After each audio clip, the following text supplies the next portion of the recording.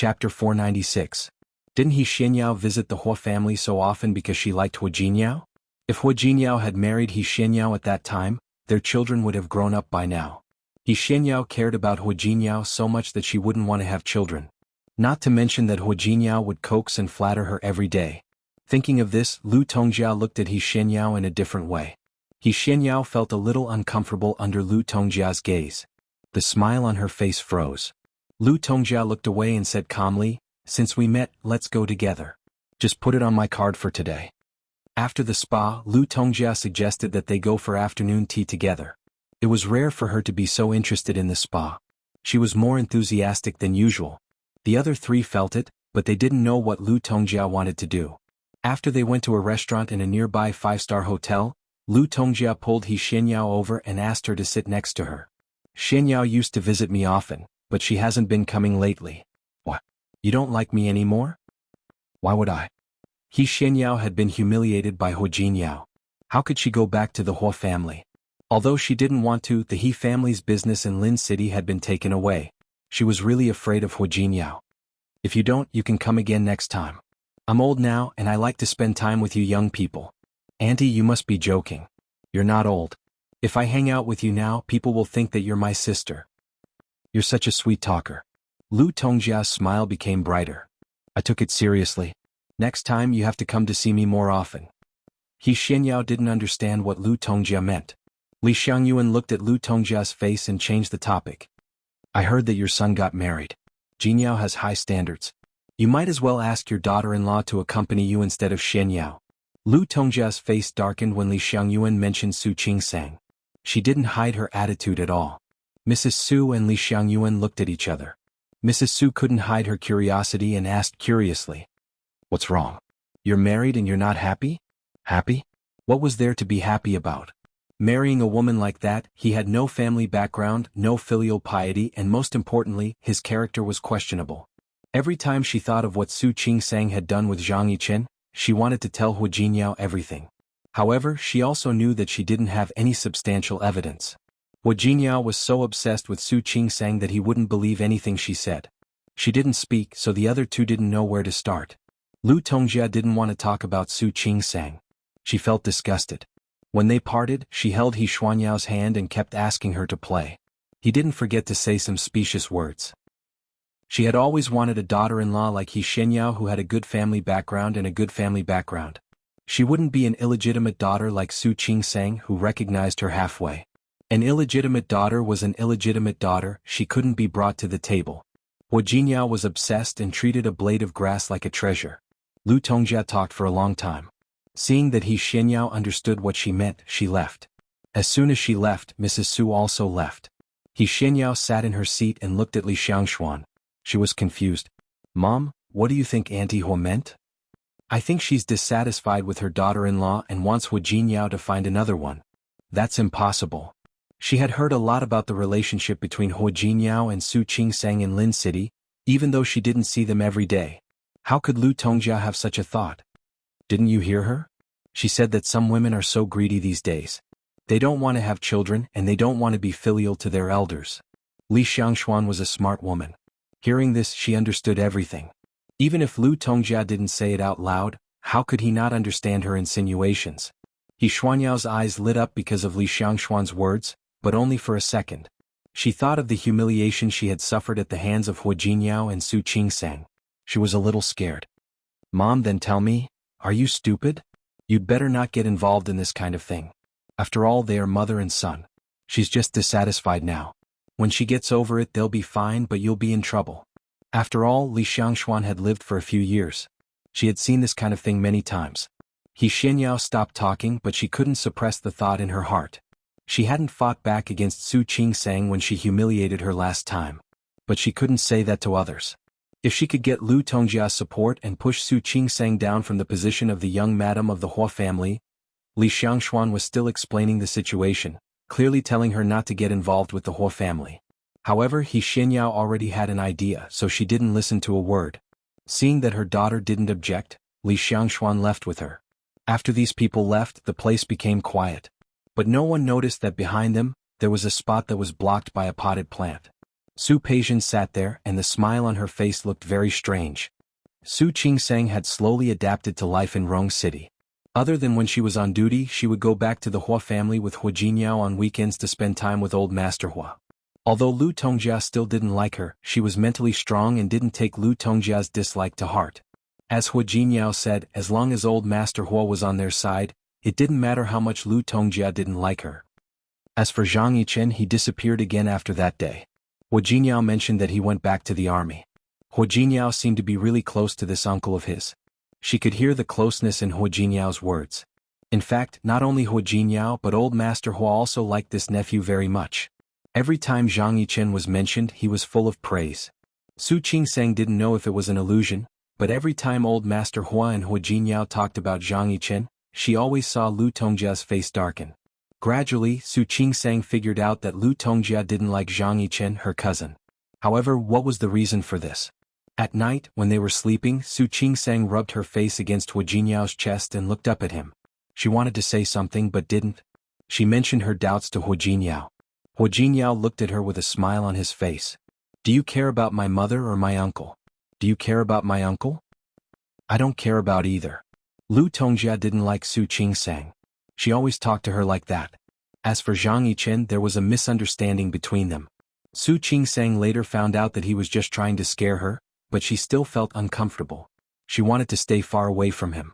She only asked out of curiosity. I'm just curious. Hua Jinyao didn't care about her curiosity. He put his arms around her and rested his chin on Su Qingsang's head. My mother doesn't even like her own son. How could she like my uncle? He said in a low voice. Su Qingsang said almost without thinking, then why does your mother dislike you? It was so strange. She knew it since she came to Rong City. Lu Tongjia didn't like Hua Jinyao at all and it was unreasonable. Hua Jinyao was Lu Tongjia's only son. He was also the eldest son of the Hua family. Why didn't Lu Tongjia like him? Even though Su Qinghui loved Su Peijian, he didn't dislike Su Yusen. Even though she was an illegitimate daughter at that time, Su Qinghui just ignored her. He wouldn't treat her the way Lu Tongjia did. Su Qingsang didn't hear a reply. She instinctively wanted to look up, but Hua Jinyao pressed the back of her head tightly, not letting her look at him. Hua Jinyao. She wanted to see him clearly, but Hua Jinyao was very strong. He pressed her with one hand and turned off the light with the other. Go to sleep. Su Qingsang didn't move. She could hear that Hua Jinyao's voice was much softer than before, but she didn't understand why. Jinyao? Go to sleep. Hua Jinyao put his arms around her and lay down. He put his arms around her waist. The light in the room had been turned off. She couldn't see his expression, and she had no way of knowing what he was feeling. Since he didn't want to answer that question, Su Qingsang didn't ask. She put her arms around his waist and rubbed her face against his chest. She didn't ask again. Hua Jinyao didn't say anything. He felt the soft body of the person in his arms pressed tightly against him. She still had shower gel on her body, and there was a faint fragrance mixed with her own. He took a deep breath. He felt that his heartbeat, which had been disordered because of Su Qingsang's question, slowly returned to normal. Su Qingsang had been busy the whole day, so she was sleepy. She closed her eyes and fell asleep not long after. Hua Jinyao couldn't fall asleep. Listening to Su Qingsang's steady breathing in the dark, he slightly tightened his arms. After he fell asleep, he didn't hold her so tightly anymore. That night, the nightmare came again. The small dark room. It was a mess everywhere. He ran in a panic and behind him the footsteps were getting closer and closer. Finally, an enlarged, extremely ferocious face came closer. The voice that came out of his mouth had troubled him for more than 20 years. Go to hell. Go to hell? The chaotic images that kept flashing through his mind as well as the words, go to hell. It made Hua Jinyao fall into a nightmare. What was different from the past was that he didn't wake up this time. His body was stiff, and his hands unconsciously began to exert force. Su Qingsang was woken up by the heat. In such weather, she felt the hands around her waist getting tighter and tighter. Chapter 497. Before she was fully awake, Su Qingsang heard some heavy breathing in the room. She raised her head. She couldn't see Hua Jinyao's expression clearly in the dark, but she could feel that his breathing was heavy.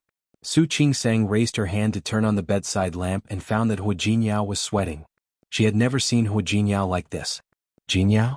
Hua Jinyao? There was no response. Hua Jinyao's brows were tightly knitted, and his face was abnormally red. More and more sweat appeared on his forehead. Su Qingsang could tell that Hu Jiniao was in a terrible nightmare at the moment. Su Qingsang reached out to pat his face.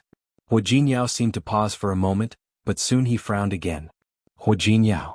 Su Qingsang called again, but found that Hu Jiniao showed no signs of waking up. She leaned over, held his face with both hands and kissed his lips hard. At first, Hu Jiniao's body was very stiff, but slowly he relaxed. Later his forehead stopped sweating and then he woke up. When he opened his eyes and saw what Su Qingsang was doing to him, Hu Jiniao was stunned for a moment. "You're awake." It was the first time Su Qingsang saw Hu Jiniao like this and she was really scared. "Are you okay?" Hu Jiniao blinked and thought of the nightmare. He reached out and held Su Qingsang in his arms. "Did I scare you?" "No." Su Qingsang was worried about him. She propped herself up and looked at his face. His forehead was still sweating. She reached out and took a tissue from the bedside table to wipe his sweat. Hu Jiniao let her do whatever she wanted and looked at her beautiful face, which was right in front of him.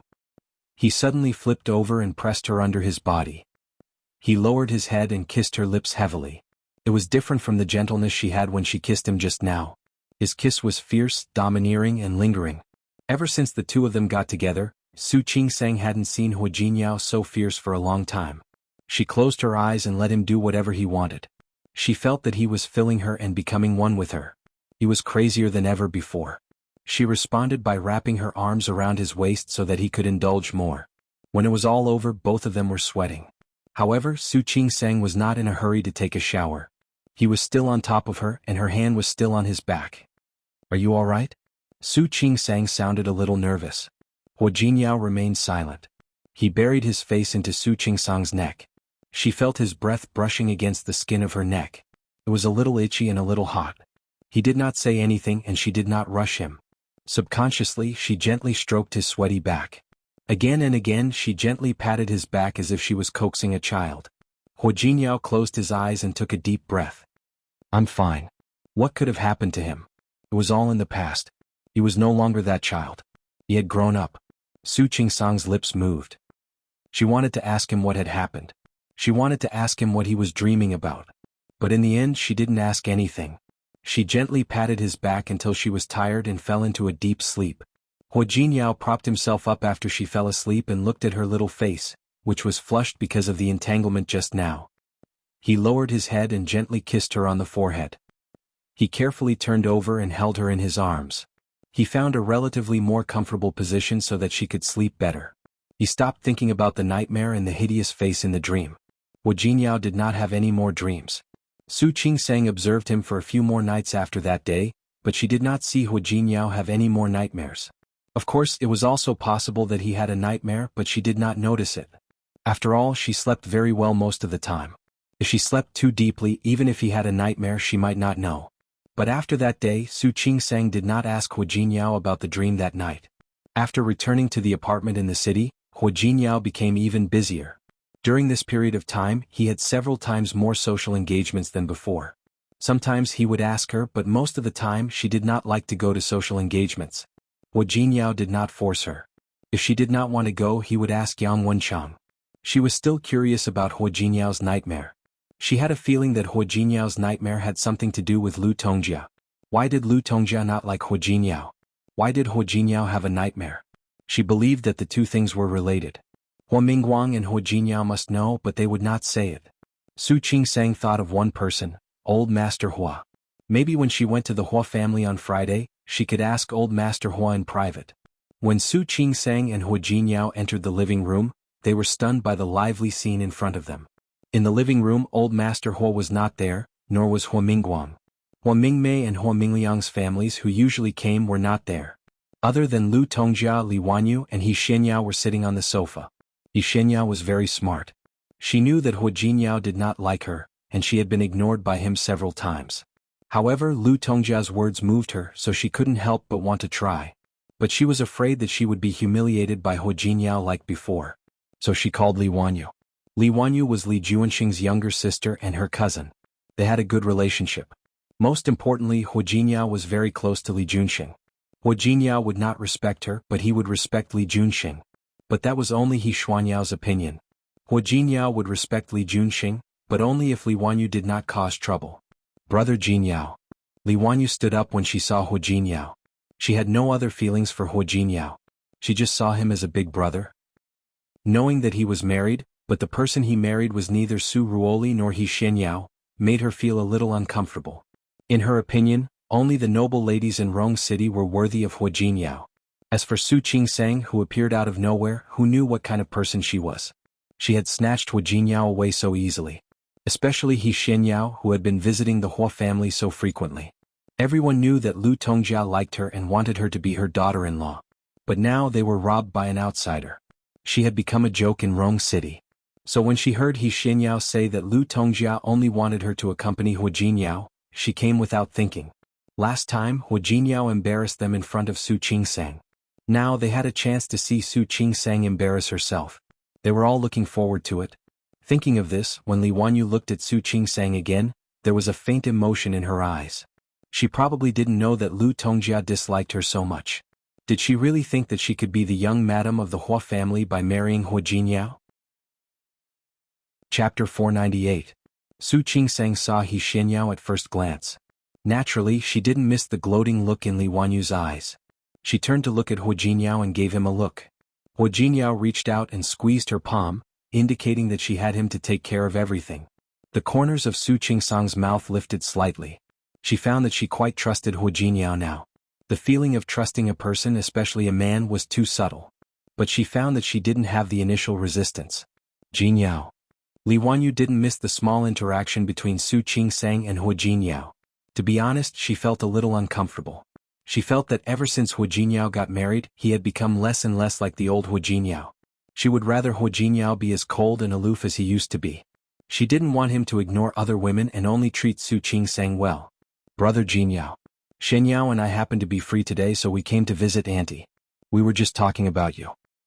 Yeah, Hu Jinyao responded. Brother Jinyao.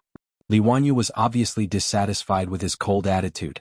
However, He Xianyao tugged at her sleeve at this moment. After receiving He Xuanyao's hint, Li Wanyu stopped talking for the time being. Since you're back, it's just in time. Anzhou has prepared dinner. You can eat later.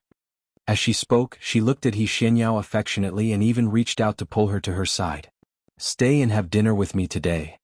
As long as Auntie doesn't mind. How could I dislike it? Lu Tongjia glanced at Su Qingsang out of the corner of her eye as she spoke. You're getting old, so it's inevitable that people will dislike you. You don't know how happy I am that you are willing to accompany me. Su Qingsang looked at the scene in front of her, speechless. People who didn't know better would think that He Xianyao was Lu Tongjia's child. Hu Jinyao squeezed her hand. His expression didn't change at all. Mom, where are Dad and Grandpa? Your grandfather went to your granduncle's place. Lu Tongjia had called He Xianyao over because the old man wasn't home today. If the old man was here, He Xianyao wouldn't have a chance. Not only was old Master Hua not there, but she also asked Hua Mingguang to send old Master Hua over. Li Wanyu sat at the dining table watching Su Qingsang and Hu Jinyao sitting together. Even if she didn't like Su Qingsang, she had to admit it. When the two of them sat down, their bodies actually had a similar aura. One was handsome and the other was delicate. Most importantly, she watched Hu Jinyao put food and ladle soup into Su Qingsang's bowl naturally. It looked like he was very skilled. When had she ever seen Hu Jinyao like that? For a moment, their eyes widened. Even though she had no romantic feelings for Hu Jinyao, she couldn't help but feel jealous when she saw how well he treated a woman. Speaking of which, Hu Jinyao was obviously the one who had known them longer, wasn't he? When had they ever seen him being nice to little sisters from aristocratic families like them? Li Wanyu was fine.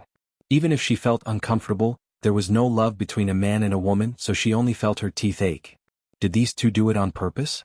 She didn't believe that they were usually like this. He Xianyao had the same thought as Li Wanyu.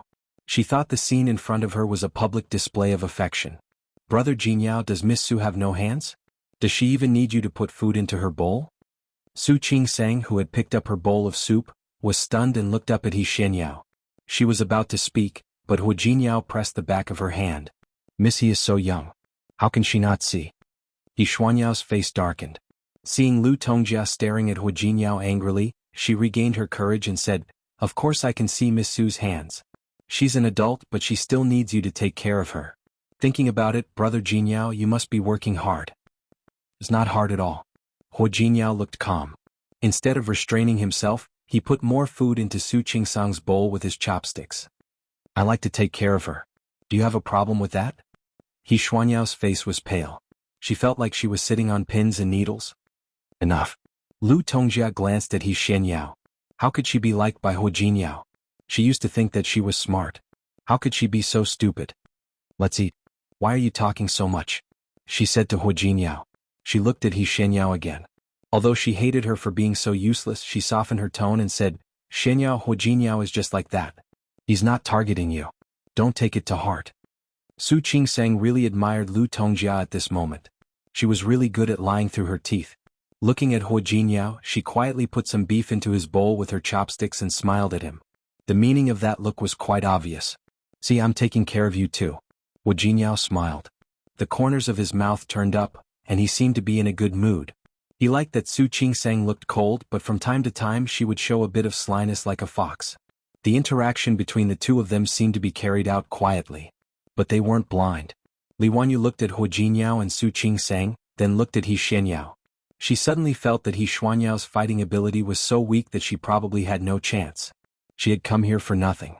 Looking at He Jinyao, he didn't care about anyone else. Although she was spoiled, she was also proud. Naturally, she wouldn't do anything that would lower her status. Maybe she should listen to her brother and stay out of these things. Li Wanyu thought for a while and understood, but He Xianyao didn't. She had liked He Jinyao before.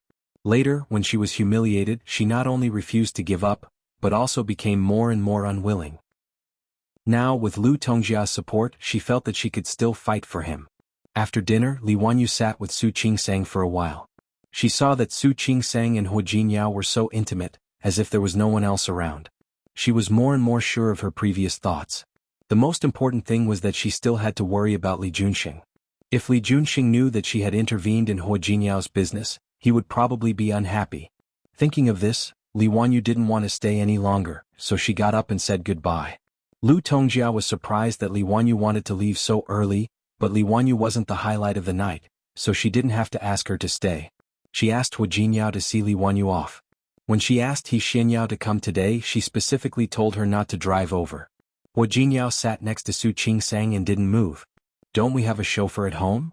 Lu Tongjia's face suddenly darkened. You and Junxing are so close. What's wrong?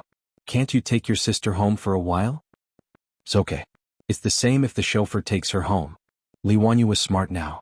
No matter what Lu Tongjia and He Xianyao wanted to do, she didn't want to get involved. No way. Let Jinyao take you home. Lu Tongjia was very insistent. She stared at He Jinyao with obvious dissatisfaction. She had made up her mind to let him take Li Wanyu home. Jinyao, just take her home. Su Qingsang didn't know what Lu Tongjia was planning, but she didn't mind seeing what else Lu Tongjia wanted to do.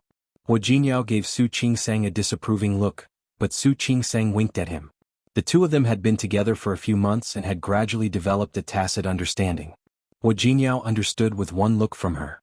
Although he didn't agree, he still stood up and said, Wanyu, let's go. After all, she was Li Junxing's sister and lived not far from the He family. She reluctantly took her home. He Jinyao left, leaving only Lu Tongjia, Su Qingsang and He Xianyao in the living room. Lu Tongjia held He Xuanyao's hand and talked to her affectionately. Su Qingsang looked at the two of them, who were as warm as mother and daughter.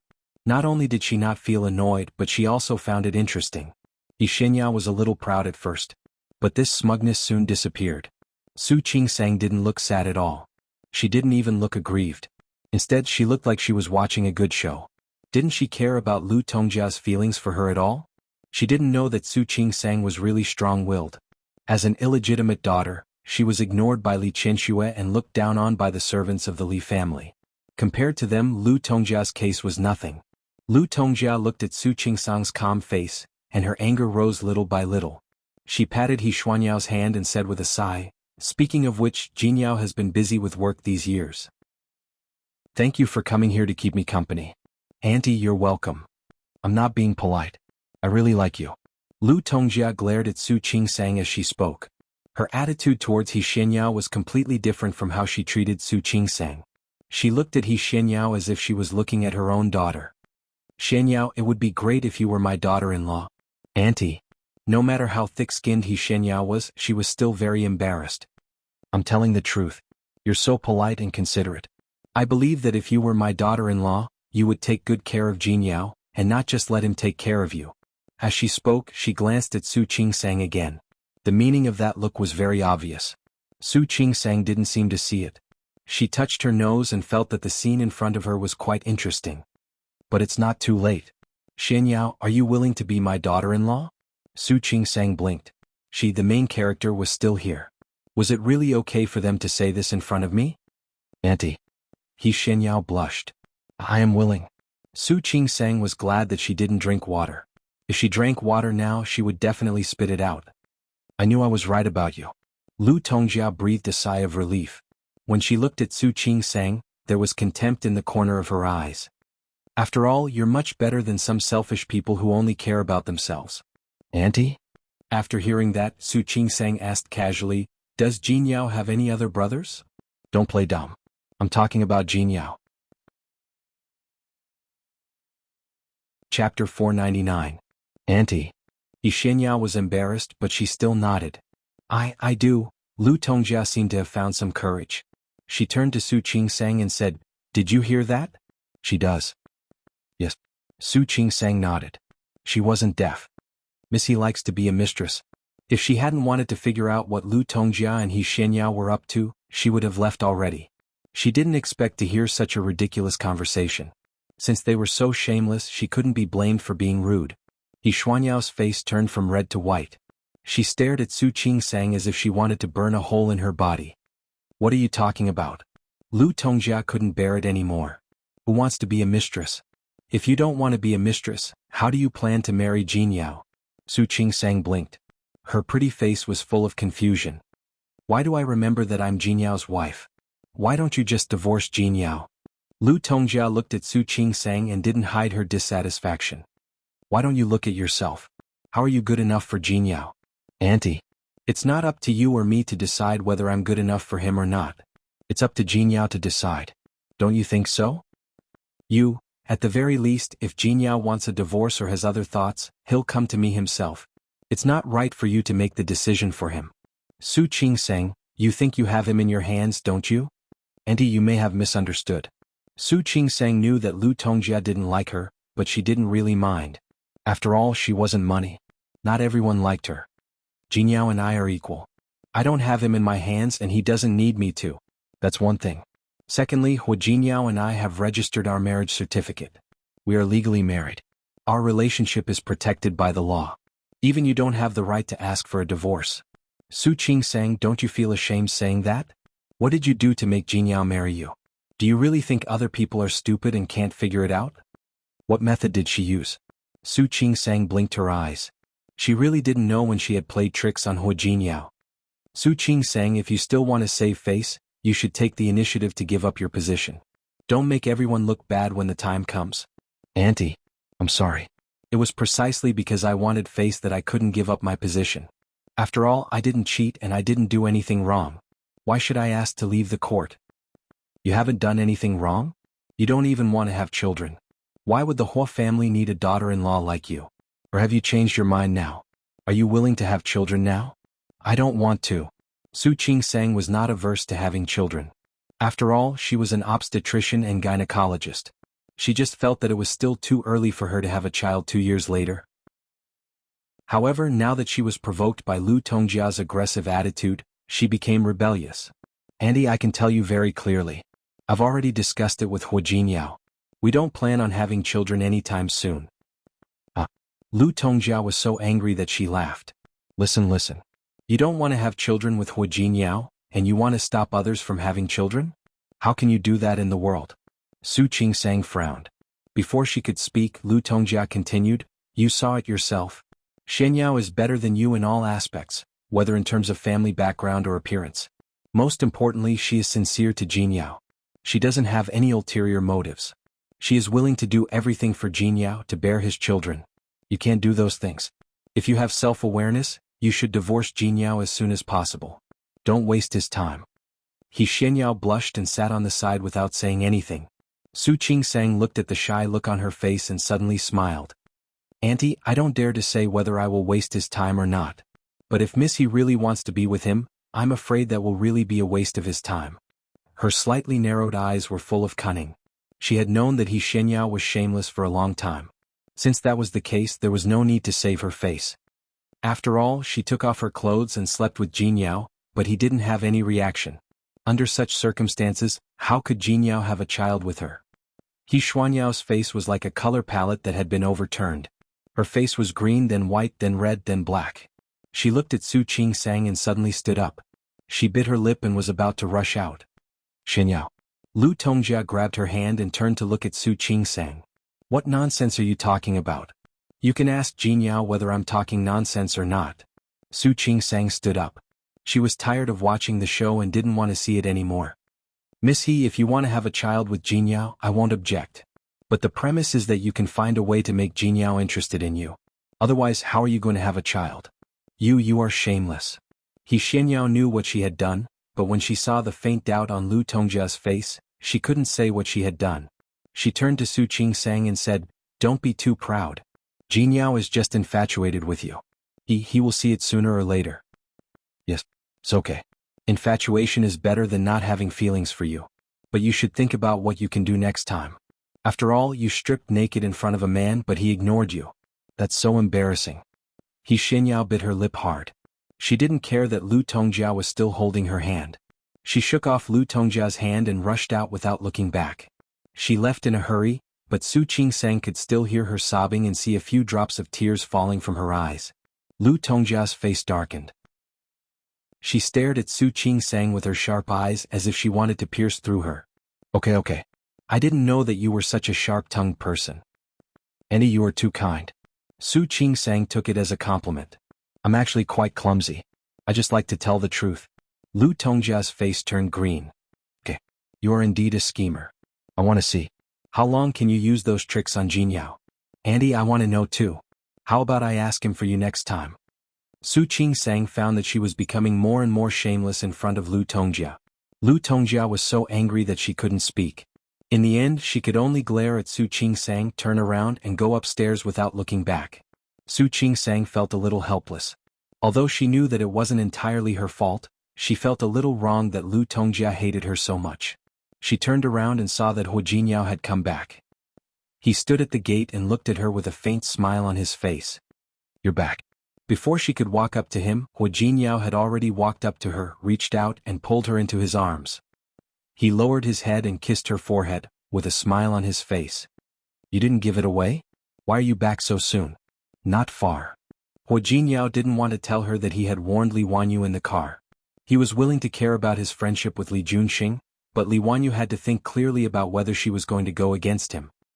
He suddenly lowered his head and pressed his forehead against her face. He Shenyao wants to have children with me.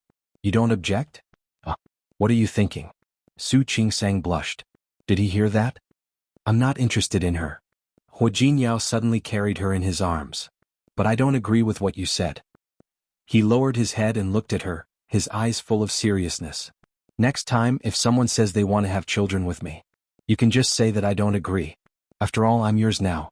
Su Qingsang put her arms around his neck when she lost her balance.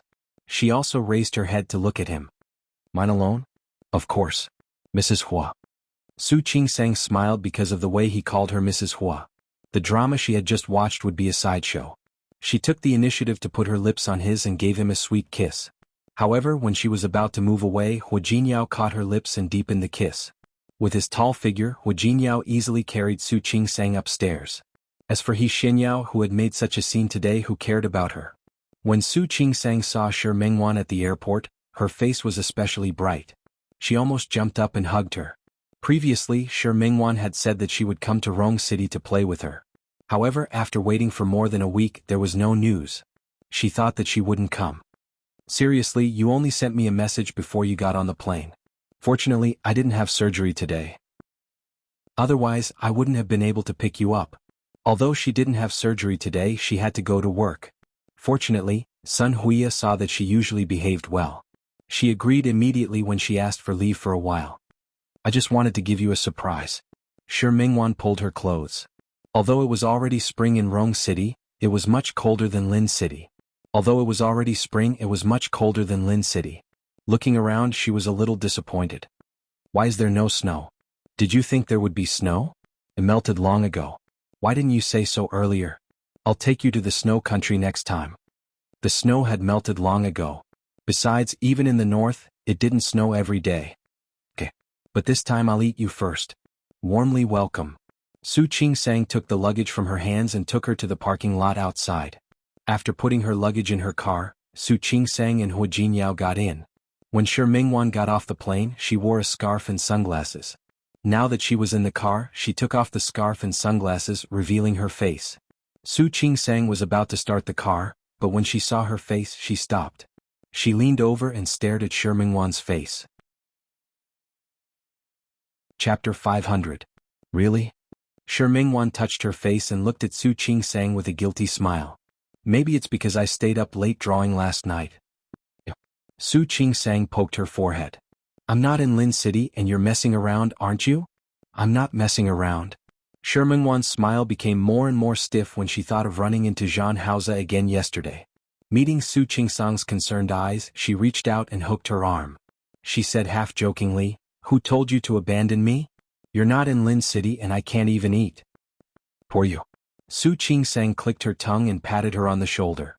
"Okay, I'll take you to eat delicious food today." "Of course." Shi Mingwan glared at her.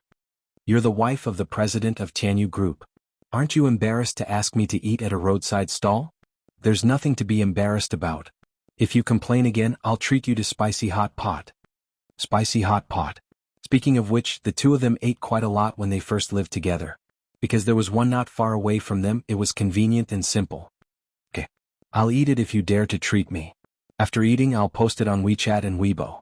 I want everyone to know how stingy Mrs. Hua is now. Post it. Hurry up." Su Qingsang and Shi Mingwan chatted and laughed. The two of them seemed to have returned to the time when they first lived together. She was too happy to see her good friend, so she didn't notice the flash of worry in Shi Mingwan's eyes. Su Qingsang brought Shi Mingwan home and let her stay in the guest room. Shi Mingwan entered the door and looked at the decoration in front of her. Not bad. This is definitely low-key luxury. It had a minimalist modern style, but one could tell that everything inside was of high quality. She often designed wedding dresses for clients, so she knew about some cutting-edge brands. This house belongs to Hua Jinyao? Then he had good taste. Yes. It's close to his company and not far from our hospital. So we'll stay here. This apartment only had one floor. However, it connected the two into one. They were the only family on the entire floor. The two families made the room look very big. Not only that, but there was also a huge balcony on the top floor. When they had nothing to do, they could enjoy the scenery from up there. However, Su Qingsang and Hua Jinyao didn't have much time. He placed Shi Mingwan's luggage in one of the guest rooms. Fortunately, Su Qingsang had thought that Shi Mingwan would come over, so she had packed everything. Su Qingsang took out the bedsheets and spread them on the bed.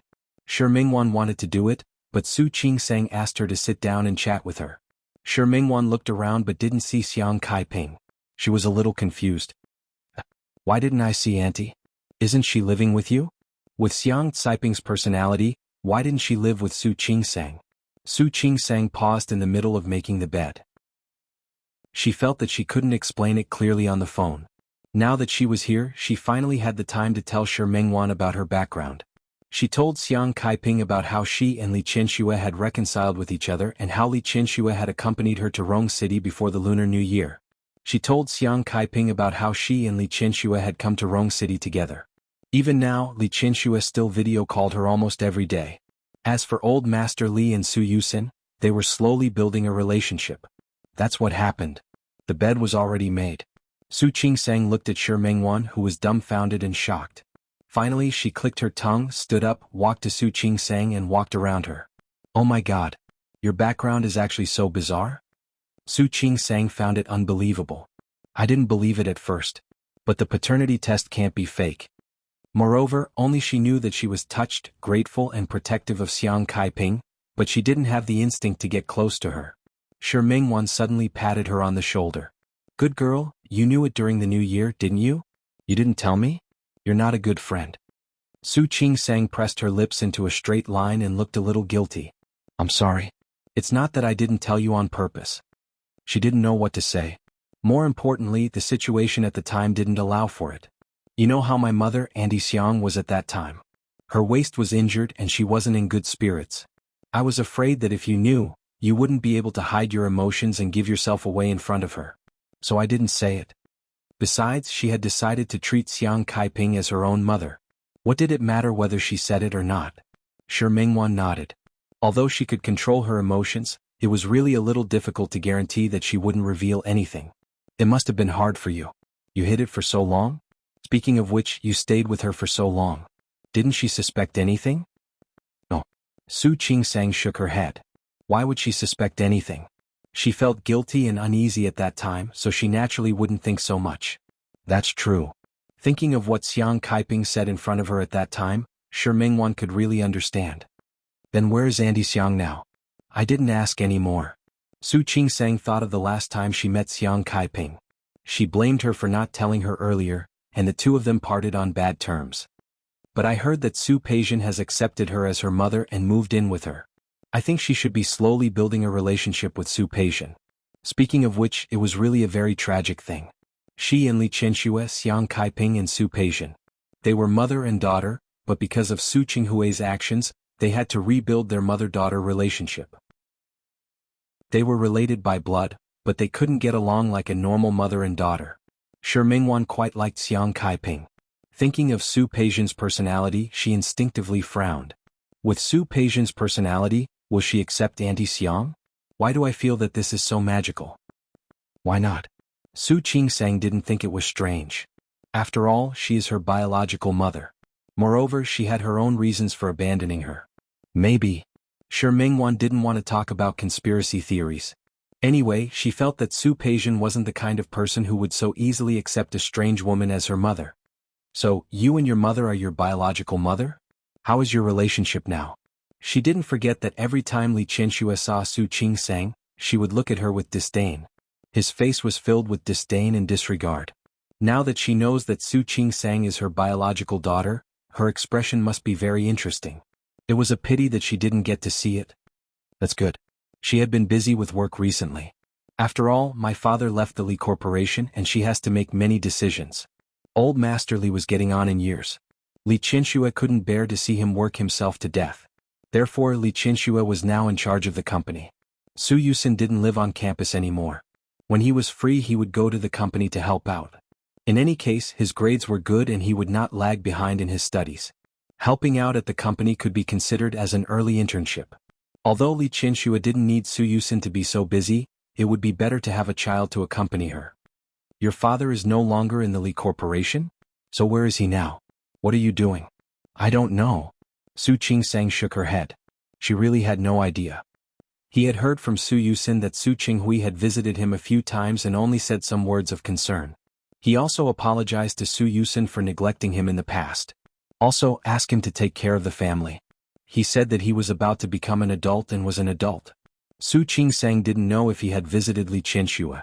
Because Li Qianxue seemed to be very reluctant to mention Su Qinghui. She had asked her once. Although Li Qianxue wasn't angry, she could see that her expression wasn't good. Su Qinghui had actually called her once, and the content was also to apologize. To apologize for his decision to replace the child. Unlike Li Qianxue, Su Qingsang didn't blame Su Qinghui too much. In fact, she was more willing to believe that Su Qinghui was impulsive back then. Even if he had done it on purpose, things had already turned out this way. She also didn't want to let herself fall into the mood of being responsible and didn't want to blame him. After that, Su Qinghui never contacted her again. She did take the initiative to call Su Qinghui twice, but the father and daughter didn't have much affection before, so they didn't know what to say when they really called. They just said a few greetings and then hung up. Su Qinghui cared about her situation in Rong City and told her to take good care of herself. It had been half a month since the last call. Therefore, Su Qingsang didn't know where Su Qinghui was and what he was doing. He probably doesn't want others to see him like this. After all, Su Qinghui's current state shouldn't be too good. Not only did he leave the Li Corporation, but he also divorced Li Qianxue. More importantly, after the divorce, he realized that he actually had feelings for Li Qianxue. It was really quite ironic. When he had it, he didn't know how to cherish it. When he lost it, he wanted to get it back but found that there was no chance. Shi Mingwan thought of the few times she had interacted with Su Qinghui in the past and felt a little emotional. Did your mother really divorce him just like that? Yes. Su Qingsang actually didn't want to believe it, but Li Qianxue was such a proud person. She probably really didn't want to look back. During this period of time, she could actually see the hidden fatigue in Li Qianshua's eyes. Although she had been the president of the Li Corporation for so many years, many things were Su Qinghui who took the initiative to help her bear the responsibility. In addition to the previous cooperation between the Li Corporation and Qianyu Group, Li Qianshua had been very busy recently. Sometimes when she video called her at night, she was still in the office dealing with business. Su Qingsang actually felt a little sorry. She wanted to persuade Li Qianshua that even if they divorced, she could let Su Qinghui continue to work in the Li Corporation. However, thinking of Li Qianshua's personality, she didn't say that suggestion in the end. She wanted to say a few words, but Li Qianshua obviously didn't want to. Chapter 501. Let's not talk about them. Let's go out for dinner. Su Qingsang took out her phone and called Hua Jinyao to ask if he was done with work. If not, they could have dinner together. Hua Jinyao had a business meeting that night. She hung up the phone and smiled at Shi Mengwan. There's no other way. It's just the two of us tonight. Hua Jinyao has been very busy recently. He seems to have a lot of things to do in the company. But don't worry, he'll treat you to a big meal tomorrow. Shi Mengwan put her arm around Su Qingsang's arm. What? Are you afraid that I'll be unhappy? It's better without Hua Jinyao. The two of us can have a good talk. After telling Ms. Yu that she didn't have to cook that day, Su Qingsang took Shi Mengwan to the restaurant closest to her house. This is the property of a friend of Hua Jinyao. The dishes here are very special and the name is nice. Although there were only two of them, when Su Qingsang showed her gold card, the waiter immediately took her upstairs to a private room specially prepared for the VIPs. Sure. Mrs. Hua. Shi Mengwan took a step back and looked at Su Qingsang. Have you noticed that ever since you started dating Hua Jinyao, you've become more and more like a rich lady? Nonsense again. Haven't I always been like this? She rarely came to places like this. She usually came with Hua Jinyao. But Hua Jinyao's friends were nice. This restaurant was the property of Wan Xianyang's family. He was the one who gave her the gold card. The two of them were taken upstairs by the waiter. Su Qingsang asked Shi Mengwan and ordered a few signature dishes. While waiting for the dishes to be served, they talked about each other's recent situations. Su Qingsang didn't have much to say. Hospital home. Speaking of which, ever since Lu Tongjia had a disagreement with her, she had been summoned back to the Hua family twice by Old Master Hua. He Xianyao was there both times. But Old Master Hua was there, so He Xianyao only went to visit Old Master Hua as a junior. After dinner she didn't stay long and left. During that time, Lu Tongjia kept praising how considerate and polite He Xianyao was. Not only did she visit her often, but she also went shopping with her. Last time, she also went with her to the Women's Chamber of Commerce. The Women's Chamber of Commerce in Rong City was actually founded by the wives of the well-known families in the business world. Usually he would do some charity work. On one hand she was helping others. On the other hand she was promoting her husband's company. Xianyao might have done it. Speaking of which, she has helped a lot with the company's business. Whoever marries her in the future will marry a good wife. Even though Old Master Hua was there, Lu Tongjia didn't mind praising He Xianyao. The others could tell that Lu Tongjia was unhappy with Su Qingsang. However, Su Qingsang pretended that she didn't notice it. She continued to act as normal with Hua Jinyao. For the second time, Lu Tongjia praised He Xianyao to the heavens and said that it was a pity that such a good daughter-in-law didn't marry into the Hua family. Hua Jinyao glanced at the Hua brothers, who were also present. Yes, Mom. Fertile water should not flow to outsiders. Since you think Miss He is so good, why don't you let Yifan or Yang be with her? She's married into the Hua family. Lu Tongjia's and Hua Yifan's expressions changed at that simple sentence. He Xianyao liked Hua Jinyao. Not only did he not appreciate it, but he also wanted her to be with the Hua brothers. Didn't he mean that he wanted Hua Yifan to marry someone he didn't like? Lu Tongjia was even angrier. Her son didn't give her any face. She wanted to lose her temper, but He Xianyao couldn't stay.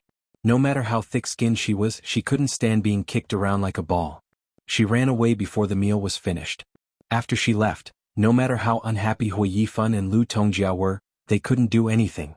After that, Su Qingsang felt peaceful. At least, Lu Tongjia didn't call to ask them to go home for dinner.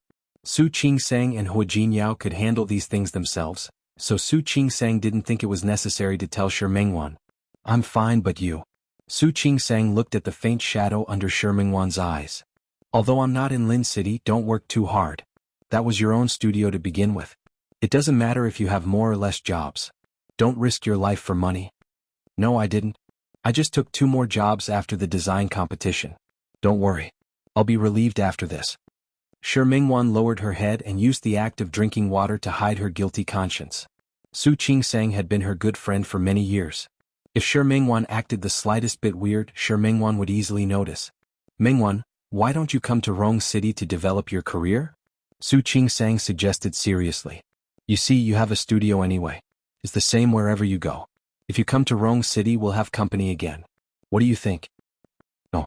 Shi Mingwan refused without thinking. I already have a foundation in Lin City. I don't want to leave it behind. Why do you want to leave it behind? Make it the headquarters and open a branch here. As for the business, you don't have to worry about it. With Hu Jinyao's connections, your studio will definitely be successful. She believed that Hu Jinyao would be very willing to help. No need. Rely on your Hu Jinyao? I don't want to. Moreover, even though Lin City wasn't my original home, it was still very close to my home no matter what. I think it'll be convenient for me to go home to see my parents. If I come to Rong City, it'll be inconvenient for me to go home to see my parents. Shi Mingwan's home was in another city not far from Lin City. There was no airport there. Shi Mingwan usually went home to see her parents by train or car. Occasionally she drove herself. If she really came to Rong City, it would be inconvenient for her to go home to see her parents.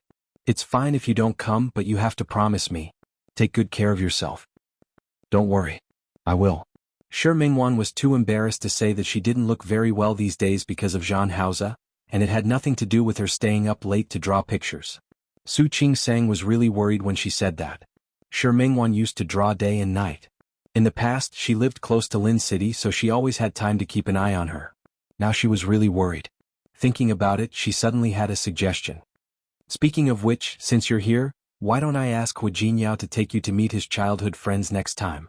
I think they're all good people. They're all elites. Do you want to pick one of them? Su Qingsang was willing to believe that Zhang Haoze, whom Shi Mingwan had met before, was her big brother. But he already had a fiancée. Shi Mingwan really wanted to wait for him for the rest of her life. Su Qingsang felt wronged for her. Shi Mingwan's appearance and figure were both excellent. Even if her family background wasn't the best, she had opened her own studio and the business was good. Her reputation was also slowly building. It would be a pity to spend the rest of her life with that completely impossible person. We'll see. Shi Mingwan didn't want to talk about it. I don't want to get married now. Who asked you to get married? I'm asking you to fall in love. It's okay to enjoy love, right? Even if you don't think it's suitable in the future, you can break up. If it were anyone else, Su Qingsang wouldn't have persuaded her like this. But seeing Shi Mingwan wait for her big brother year after year, who knew where he had forgotten her, she really felt that it wasn't worth it. All right. You don't have to worry about my business. You can just live a good life with Hu Jinyao. She didn't want to mention it, so Su Qingsang didn't say it. She and Hu Jinyao had been very close recently. They were almost as sweet as honey. Naturally, she also hoped that her best friend could be happy. Shi Mingwan was still thinking about how to change the topic away from herself when her phone rang. She took it out and glanced at it. The word, enemy, on it made her look a little uncomfortable all of a sudden. I'm going out to take a call. Shi Mingwan took her phone and walked out. She didn't know why Zhang Haoze called her. She clenched her phone tightly and turned off the sound. She walked out of the private room and didn't decide whether she should answer it or not. If she answered it, what would she say? While she was still struggling, the phone had already been hung up. Shi Mingwan was a little surprised, but it seemed to be expected. Leaning against the wall, she held her phone and leaned against the wall, unable to come back to her senses for a long time. Just as she was about to go back to the private room, her phone rang again. Thinking it was still Zhang Haoze, Shi Mingwan picked it up without looking. Unexpectedly, it was a call from the studio. Her face was full of disappointment. After talking about the main topic, she looked at the phone screen that had gone dark. She let out a long sigh and didn't return Zhang Haoze's call. She walked towards the private room, but saw a woman in front of her coming out of the elevator and entering one of the private rooms. That figure looked like Su Peixian. Shi Mingwan blinked. Before she could see clearly, the other party had already entered the room. She was slightly nearsighted, so for a moment she wasn't even sure if it was really her or if she was seeing things. She looked again and found that not long after, another man followed her into the room. Shi Mingwan watched for a while longer and finally believed that she might have seen things wrong. Su Peixian should still be in Lin City at this time, right? How could she be in Rong City? Besides, why did she come to Rong City? Shaking her head, Shi Mingwan didn't take this matter to heart. If the person who saw that figure just now was Su Qingsang, then she would know that the person sitting only 3 private rooms away from them was Su Peixian. At the Huo family. Lu Tongjia sat on the sofa in the room and looked at Huo Mingguang, who was reading a book. Her face was obviously dissatisfied. What do you mean? As the current chairman of Tianyu Group, is it so difficult for you to arrange for someone to enter the company? Tongjia. Huo Mingguang put the book in his hand aside and said, it's not that it's difficult for me to arrange for someone, but you have to arrange for this person to be by Jinyao's side. Jinyao's people were all chosen by himself. He may not use the people I give him.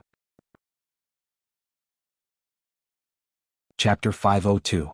Jinyao chooses his own secretaries. Even if I send them to him, he might not use them. He has more than one secretary. Besides, I remember that Zhang Yang's wife is going to have a baby. He seems to be planning to take a leave of absence. Don't think that I don't know. When I went to the company last time, I happened to hear it. Jinyao had more than one secretary, but Zhang Yang was the one he relied on the most. He had been with him for several years. Other than him, Yang Wenchang, his assistant, took care of everything. She didn't even want the position of an assistant.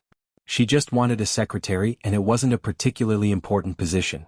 Why couldn't she get it? Huo Mingguang looked at Lu Tongjia and felt a little helpless.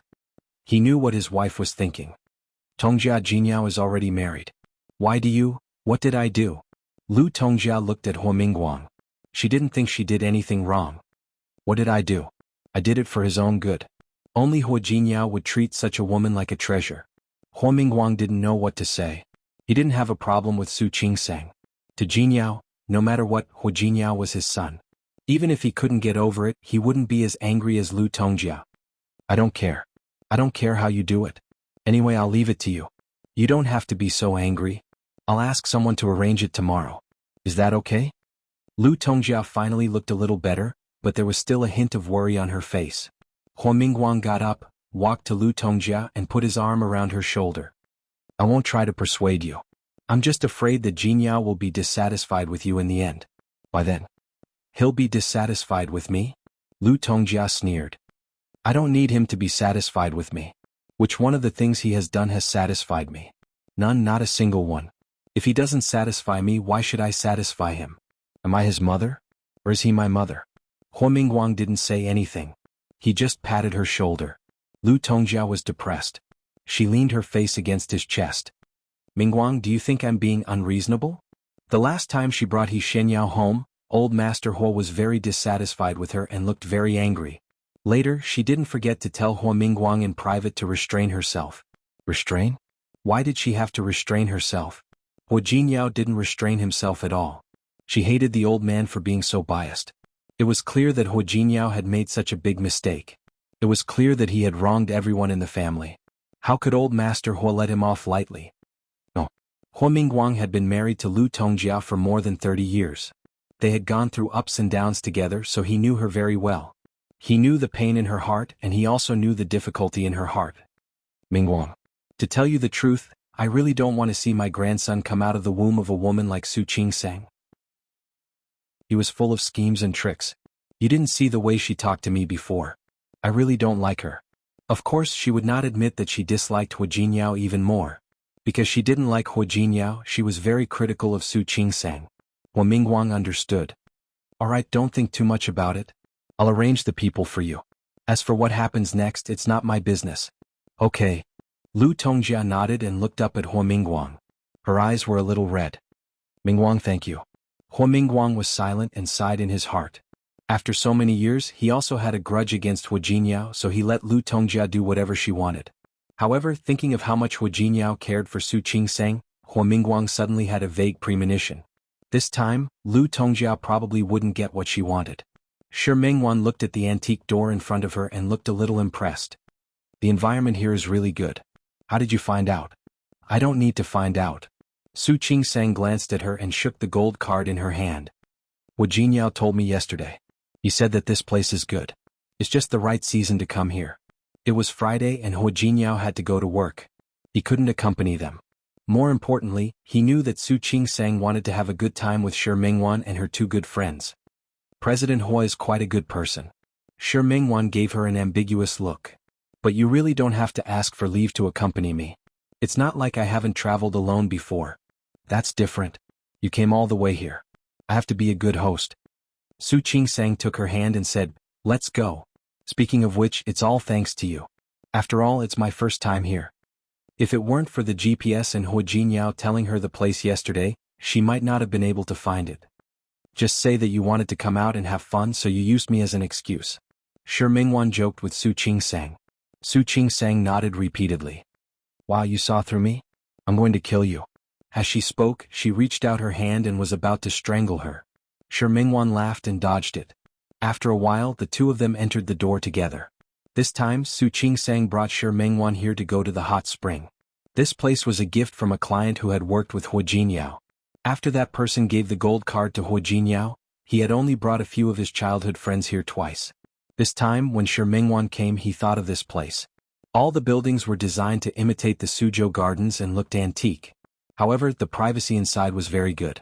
Like the Japanese hot spring hotels, each hot spring was separated by a small space. This place is really nice. Su Qingsang looked at the environment in front of her.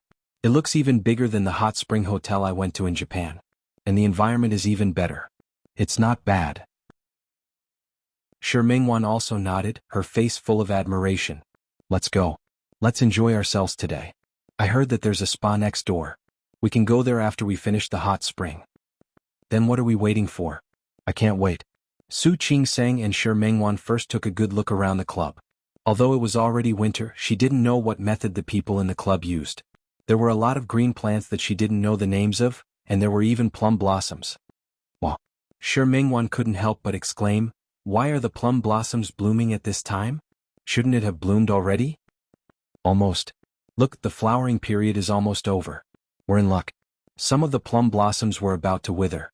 But it still didn't affect the two of them. It's really good. Shi Mingwan hugged Su Qingsang. Qingsang, I'm very satisfied with today's arrangement. Don't worry, it'll make you even more satisfied. It was Friday. Su Qingsang had time to accompany her tomorrow and the day after. In the evening, Su Qingsang and Shi Mingwan went to the spa first, then went to the hot spring in the small room. The hot spring water was brought into the room from outside, and then the room was directly turned into a small hot spring pool. Although it was called a small pool, it was actually very big. It could accommodate 7 or 8 people to go into the pool together. Because of the hot spring, Su Qingsang and Shi Mingwan only wore swimsuits and went into the water. The two of them soaked for a while, and Shi Mingwan heard the phone on the small table on the shore ring. The ringtone was specially set by her, and she knew it was Zhang Haoze. She was stunned for a moment and she didn't move in the hot spring. Su Qingsang was on the other side of the hot spring pool. Hearing the ringtone, she turned to look at her. Your phone is ringing. Do you want me to get it for you? No need. She had marked Zhang Haoze's name as enemy. With Su Qingsang's sharp senses, she would definitely find something wrong. I'll do it myself. Shi Mingwan got up to get the phone. After getting the phone, she looked at the number on it for a few seconds, and finally put on the bathrobe prepared by the club. Qingsang, I'll go out to take a call. Okay. Su Qingsang waved her hand and didn't think much about it. Shi Mingwan took the phone and went out, while she continued to soak in the hot spring. Not long after, she heard light footsteps, and then the sound of the door being opened. When Shi Mingwan went out, she was in a hurry and didn't close the door, but just left it unlocked. Now that the door was opened and closed, Su Qingsang thought it was Shi Mingwan coming back. Are you done with the call? What call? Why did you go outside? Uncle? Looking at the person who suddenly appeared in front of her, Su Qingsang was stunned. She wanted to scream, but at the same time she restrained herself. Then almost instinctively she shrank her body into the hot spring. Zhang Yichen didn't expect to see Su Qingsang here. Although it was misty in the hot spring, he could still see her clearly at a glance. The bikini that Su Qingsang was wearing, and he quickly turned around so that he wouldn't take another look. Sorry. He saw that the door was unlocked, so he thought that there was no one inside. You. Su Qingsang wanted to say something, but at that moment, there was another flurry of footsteps outside. Zhang Yichen's expression changed and he looked around. Although they were called small rooms, they weren't small at all. In addition to the hot spring, there was an inner room with a bed and a bathroom. On the side, there were cabinets for customers to hang their clothes. Zhang Yichen glanced at Su Qingsang, then glanced around the room. At last, he dashed into the closet where the clothes were hung. Before he went in, he glanced at Su Qingsang. He didn't say anything, but the meaning of his eyes and movement was obvious. Seeing his series of actions, Su Qingsang didn't know how to react for a moment. She heard the footsteps coming closer and closer, and then she seemed to hear someone arguing in the next room. Someone must have disturbed them. Soon, someone knocked on the door of her room. Chapter 503. After standing there for a few seconds, Su Qingsang opened the door. There were several people standing outside. Seeing her open the door, they seemed to be about to rush in. Su Qingsang quickly stood in front of them, looking at the behavior of these people in front of her. Who are you? Su Qingsang didn't let those people in. She glanced around. There were at least 5 people standing in front of her, all wearing black suits. She could also hear the protesting voices of the guests on the other side of the corridor. Obviously, they were dissatisfied with their behavior. The hot spring was very warm inside, but the wind in the corridor was a little cold. Su Qingsang tightened her bathrobe and looked at the people in front of her with a guarded expression. What do you want? The man in the lead took a step forward when he saw Su Qingsang. Sorry, our boss just lost a dog. We came to look for it. There is no dog here. Su Qingsang frowned because of what he said. Dog. Was he talking about Zhang Yiqin? Yes or no, let us go in and have a look. Sir, I'm here to spend money. You came into my room casually and disturbed me while I was enjoying the hot spring. Can I complain to your boss? I'm sorry, boss. The lost dog is very valuable. We must find it. As the man spoke, he raised his hand and was about to let the people behind him rush in. How could Su Qingsang let them in? She stood in front of them and said, I advise you to think about it carefully. I'm not someone you can mess with. Do you know who I am? The man in the lead had a mustache. Hearing that, he stopped rushing in and took a step back, looking Su Qingsang up and down. Su Qingsang was wearing a bathrobe and her hair was tied up on top of her head. The man couldn't recognize her just like that. Su Qingsang stared at the man and said, I am the wife of Hu Jinyao, the president of Tianyu Group. Aren't you afraid that my husband will be unhappy if you rush in like this? The man with the mustache narrowed his eyes and looked at Su Qingsang. Su Qingsang didn't hesitate and took a big step back. Come on, you want to find a dog, right? Come in and find it. But I'm here to spend money. My husband gave me the card. He was also the one who told me to relax here. If you insist on coming in to look for it, I won't object. However, if you don't find the dog and cause me trouble, then I really don't mind telling my husband that this is how you treat your VIP customers.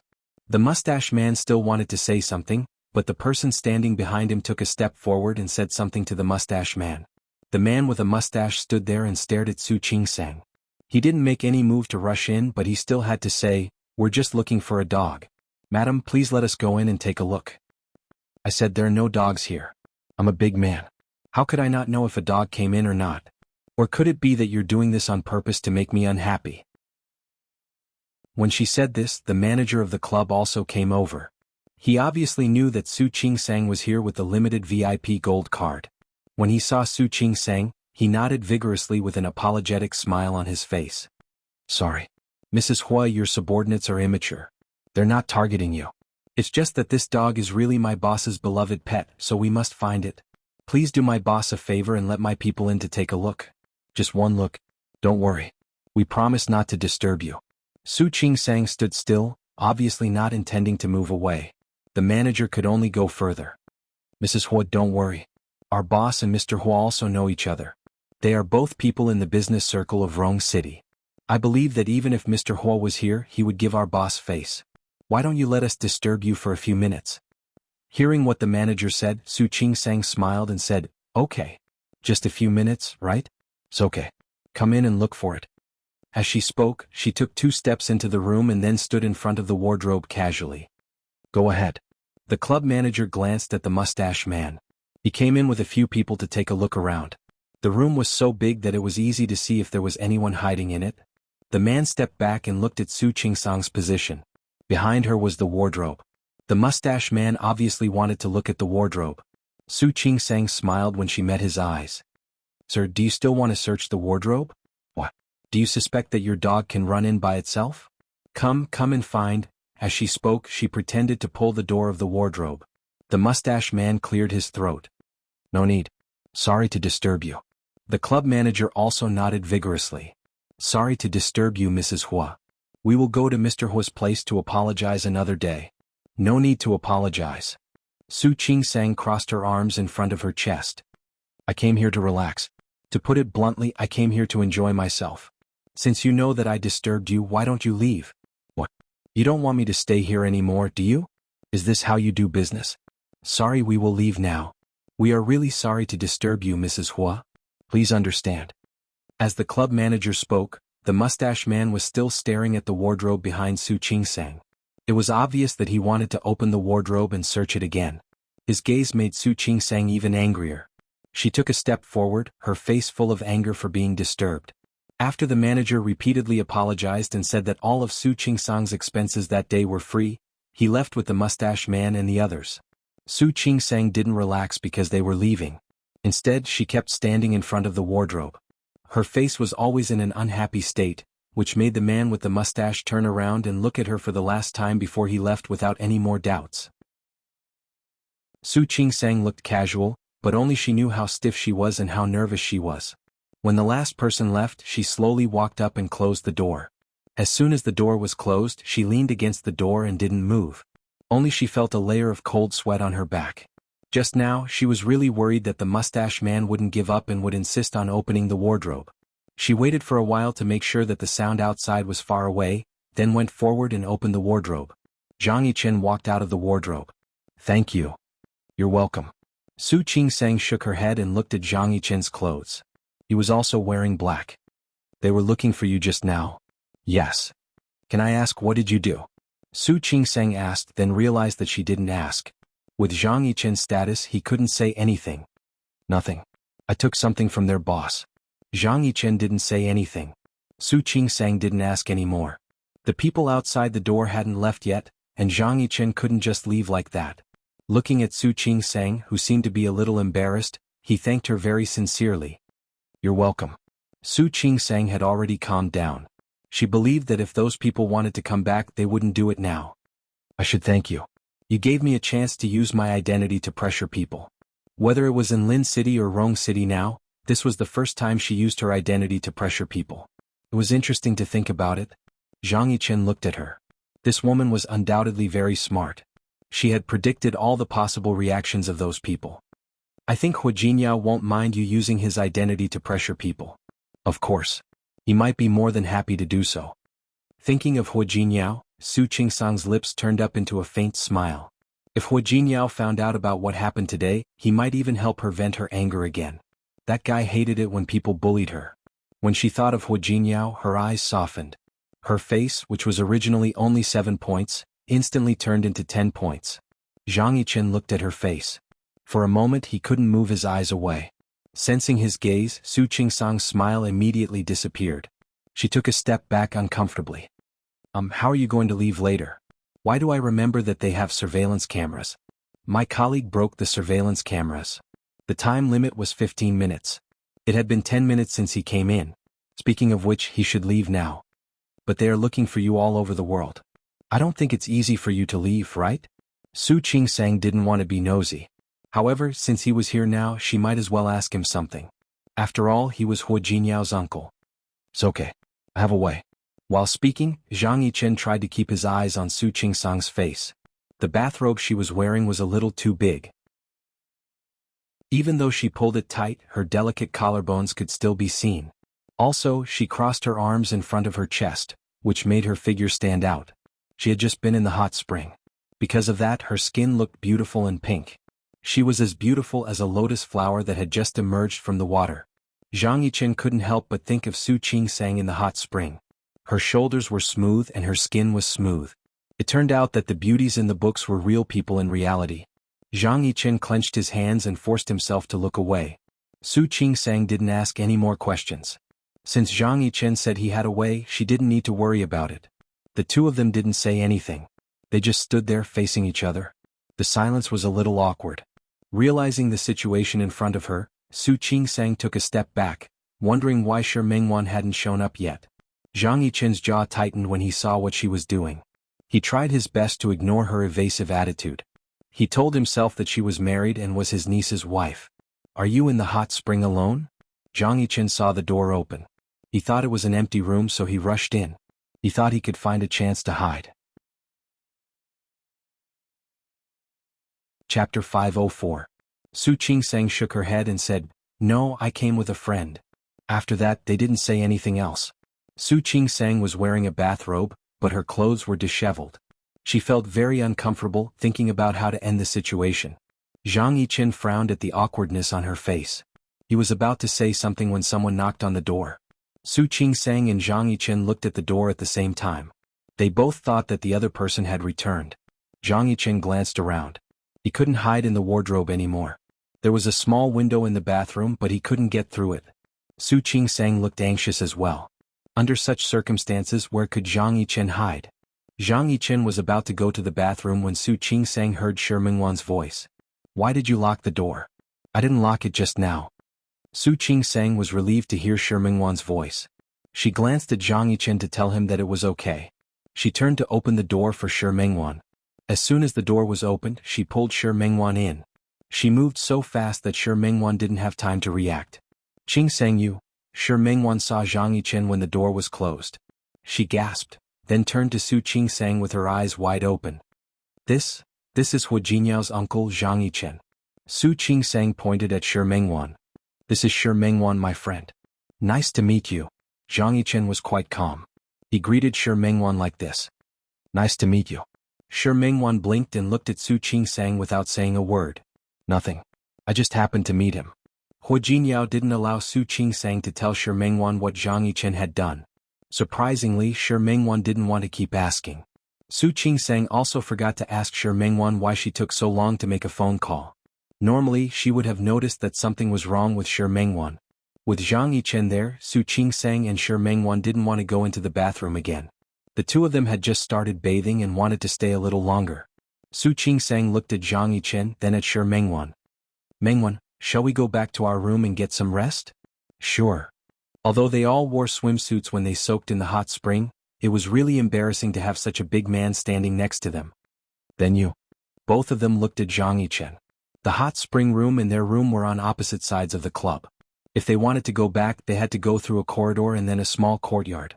If they left now, what would happen to Zhang Yiqin? Zhang Yiqin glanced at Su Qingsang, then went to the bathroom. The window was so small that no one could climb out of it. He was in too much of a hurry just now and forgot to look for the way. He looked around and suddenly had an idea. "Don't worry about me. If you want to leave, then leave." Zhang Yiqin stood there without moving. Su Qingsang glanced at him and finally believed that he would handle it well. Shi Mingwan was a little confused, but she didn't ask further. The two of them brought their clothes into the small room and quickly changed. Su Qingsang was still thinking about how Zhang Yiqin would leave later. However, when they came out, Zhang Yiqin was already gone. Su Qingsang and Shi Mingwan looked at each other. They didn't hear the door open. They didn't know where Zhang Yiqin was. Since Zhang Yiqin wasn't here, the two of them went back to their own things. They changed again and went back to the hot spring. This time, those people didn't come looking for them. Zhang Yiqin didn't come back either. The two of them could quietly soak in the hot spring. Shi Mingwan was soaking in the hot spring, enjoying the steam. She couldn't help but ask curiously, "What kind of uncle is this? He looks so young. He looks like he's in his 30s at most."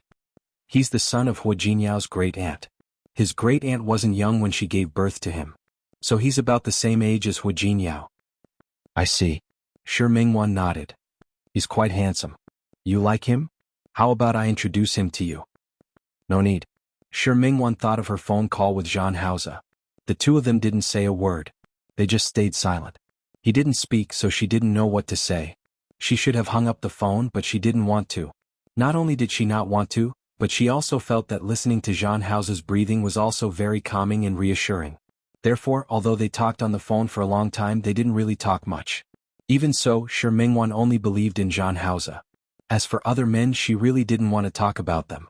Su Qingsang knew that even if she didn't say it, so she didn't ask. After soaking in the hot spring, they rested in the room of the club for the night. When they got up the next morning, the manager of the club brought them breakfast. He apologized again and again for disturbing them the day before. Su Qingsang wasn't a person who wouldn't let others off easily. The other party showed enough sincerity, so she wouldn't make things difficult for them. However, she still had to pretend that she was letting him off lightly for Hu Jinyao's sake. In fact, she was more or less curious. Where on earth had Zhang Yiqin been hiding? After all, the other party had sent so many people to look for him, but he disappeared just like that.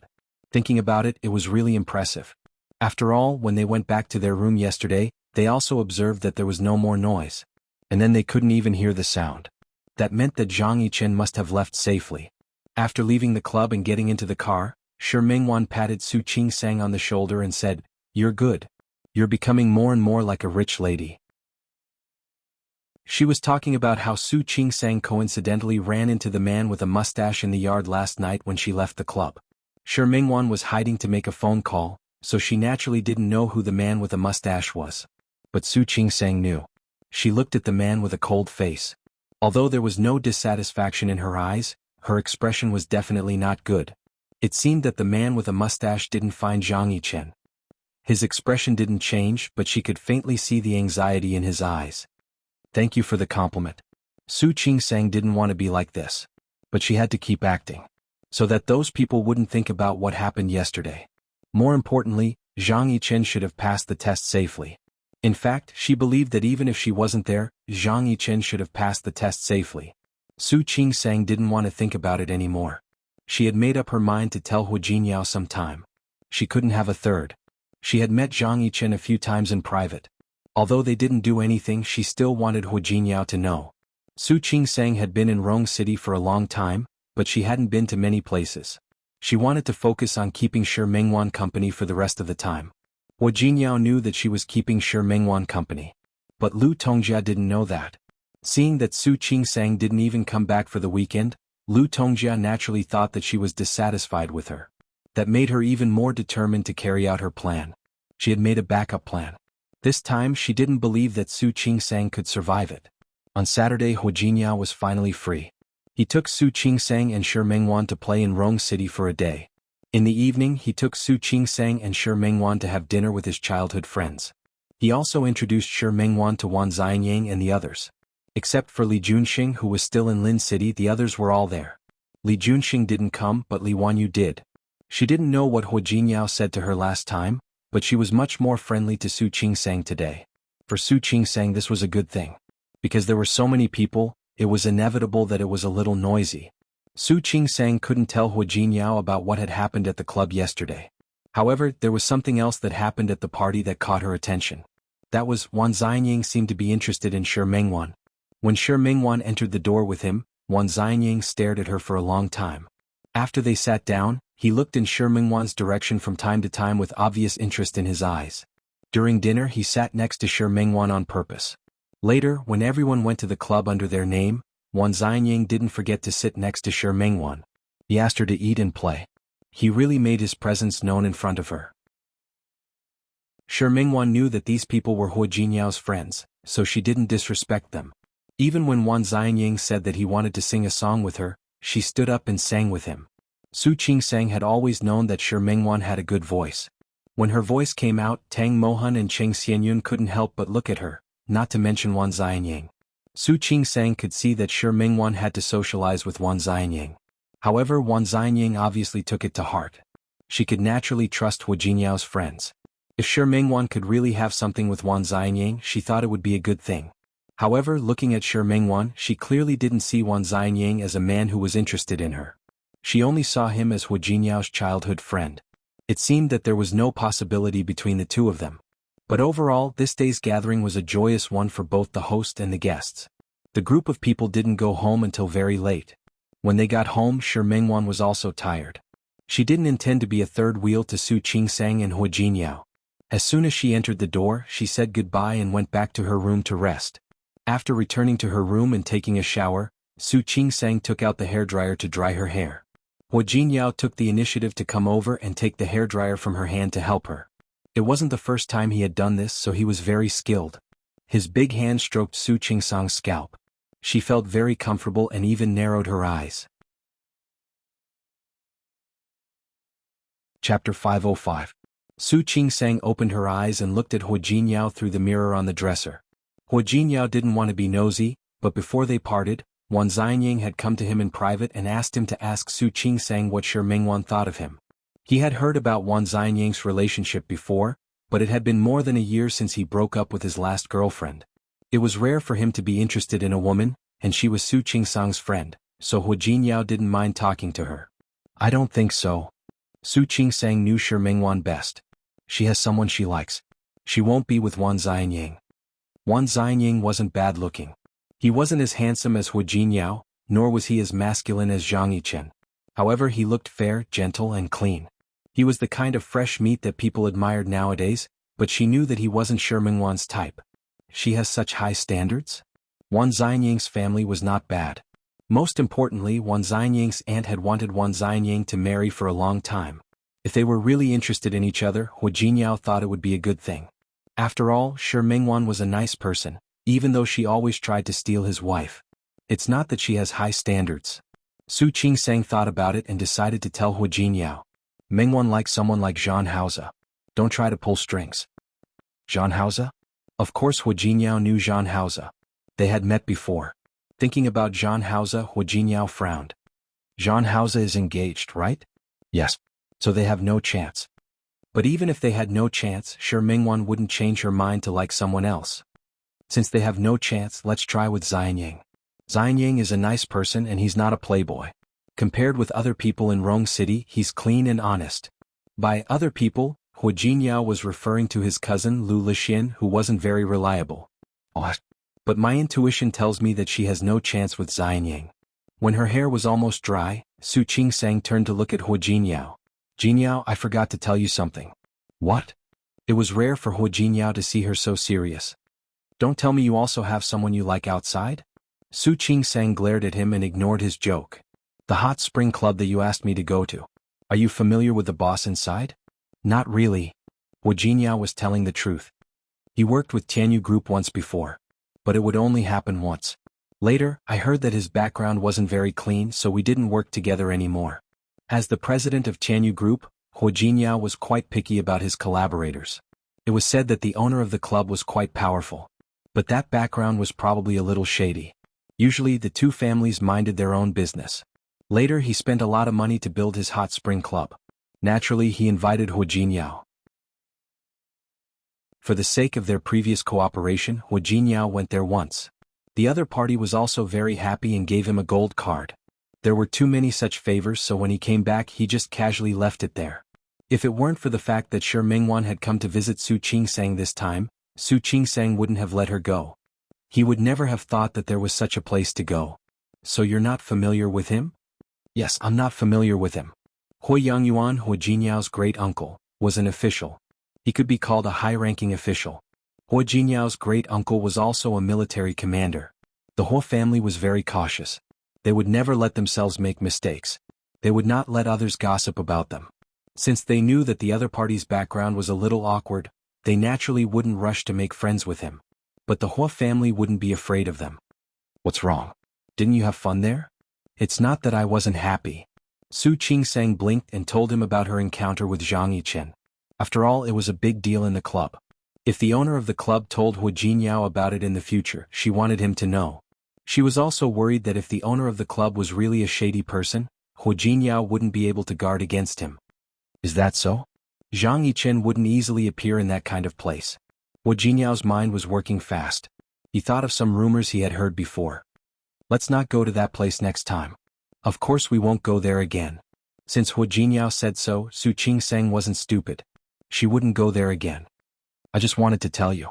I didn't offend anyone openly. But at that time I still used your power to suppress them. I'm afraid that they will cause you trouble later. Hu Jinyao put his arms around her waist. He enjoyed the care and worry in her eyes. Honey, why do you care about me so much? Su Qingsang blushed a little. He was her husband. If she didn't care about him, who would she care about? Honey, why do you care about me so much? Hu Jinyao suddenly became serious again. He put his face close to Su Qingsang's. Honey, I'm so touched. Su Qingsang couldn't stand it anymore. She took a step back to avoid his face. His hands were still on her waist. She couldn't move away at all. She put her hands on his chest and said uncomfortably, Anyway, I mean you should be careful. She didn't want to cause trouble for Hu Jinyao. But if trouble really came, she could only brace herself and face it. After all, in that situation I had no choice but to use your identity to suppress them. Fortunately it was fine.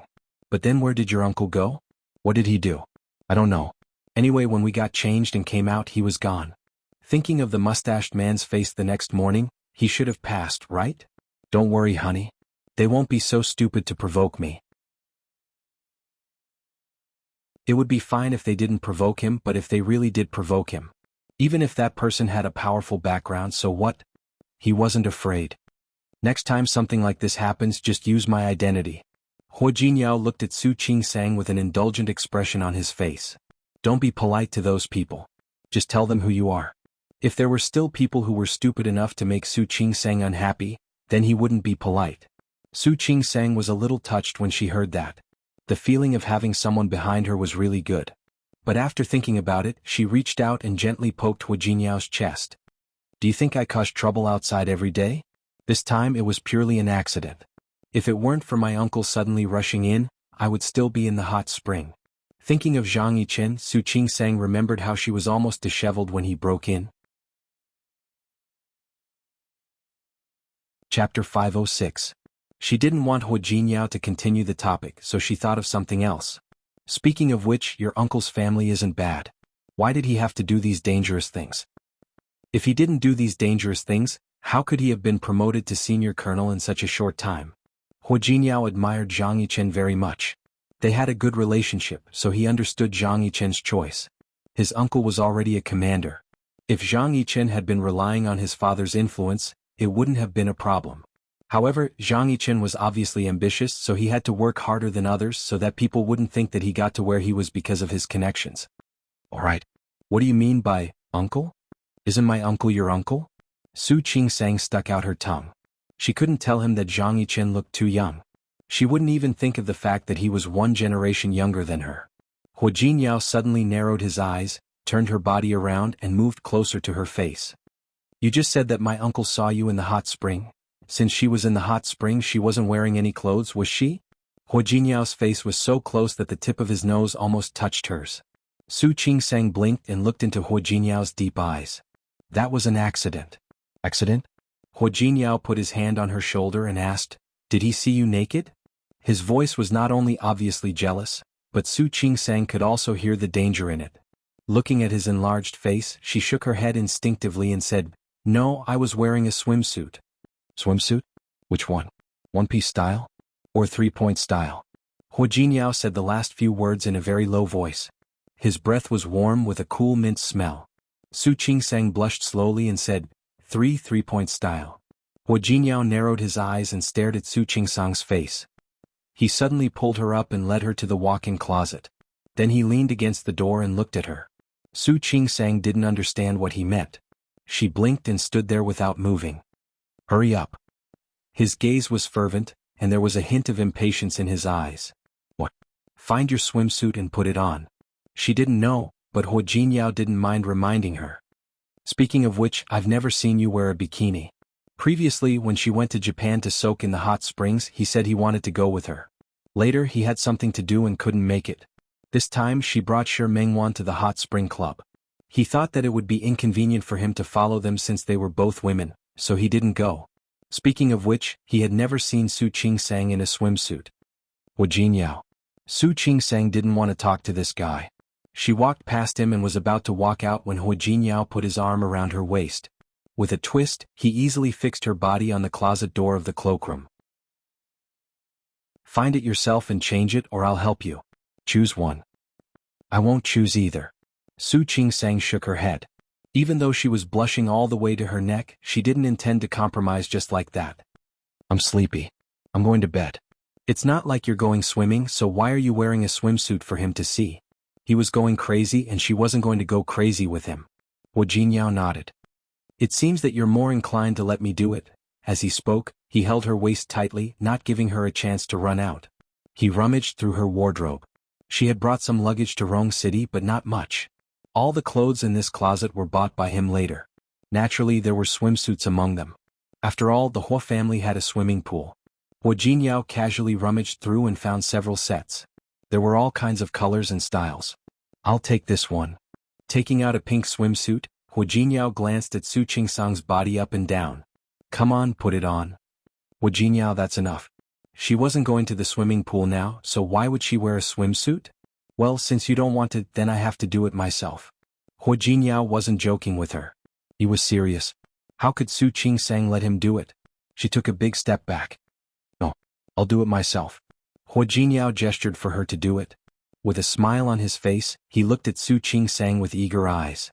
Su Qingsang felt uncomfortable under his gaze, and her eyes fell on the cloth in his hand. She gritted her teeth and finally took it. She was wearing pajamas, so she had to take them off to change into the swimsuit. She had undressed in front of Hua Jinyao before, but most of the time he was the one doing it. Speaking of which, it was almost the first time that she took the initiative to do it in front of him. Thinking of this, Su Qingsang became more and more uncomfortable, and even felt a little weak in her legs.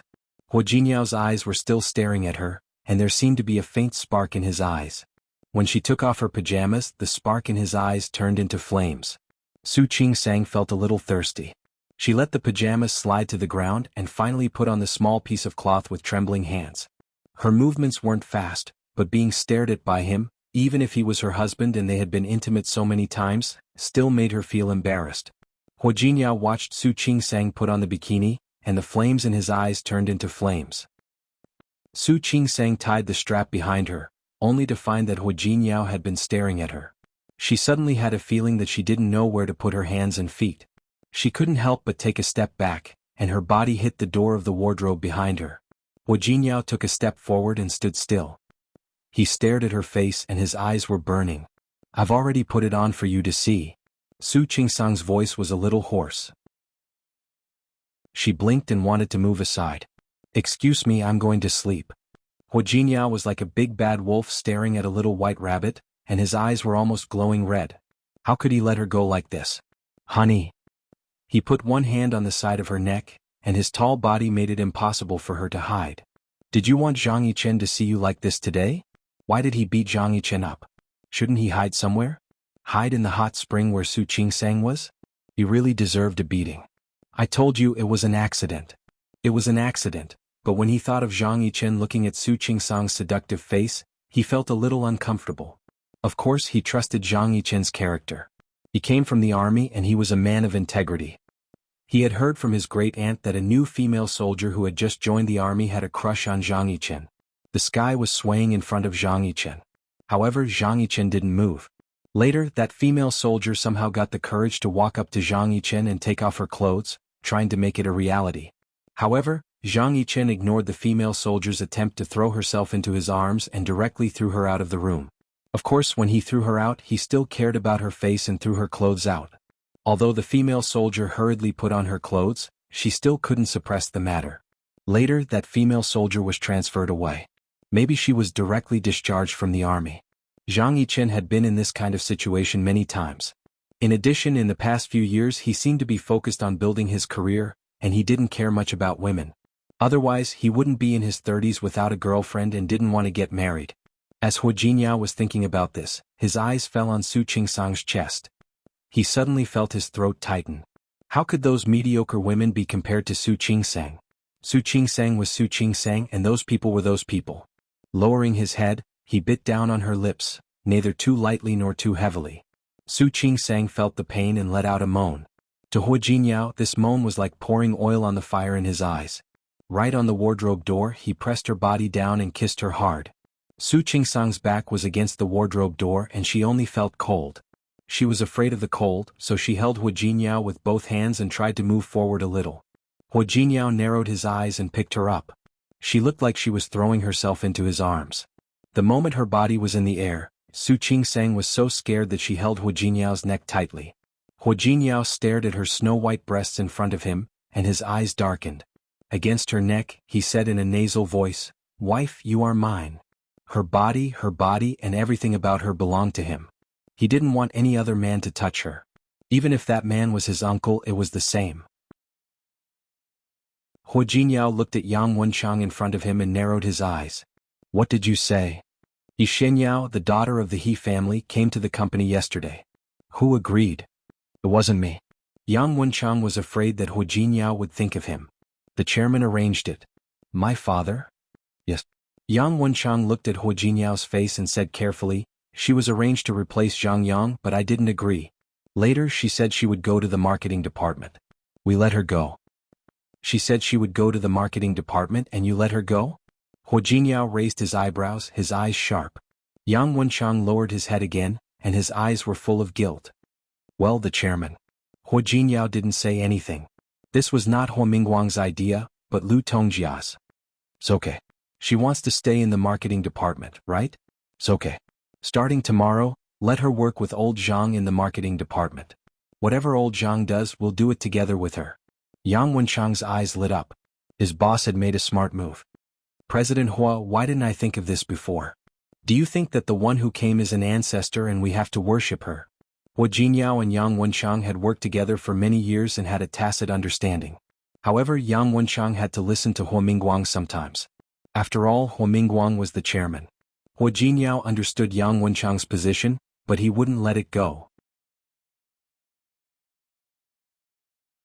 Chapter 507. Hua Jinyao's voice sounded deliberate. He had already decided to forget about He Xianyao setting him up. Since she was so blind and wanted to come looking for trouble, Lin Fan thought to himself. She shouldn't blame him for making her unhappy. Yes. Yang Wenchang nodded. He looked like he was watching a good show. Originally he wanted to leave, but he suddenly thought of something else. President Hua, there's something I think I should tell you. About the Ike's case. Yes. The case has been going well, but there seems to be a problem with the signing. The signing has been delayed for a few days. Normally the contract should have been signed by now.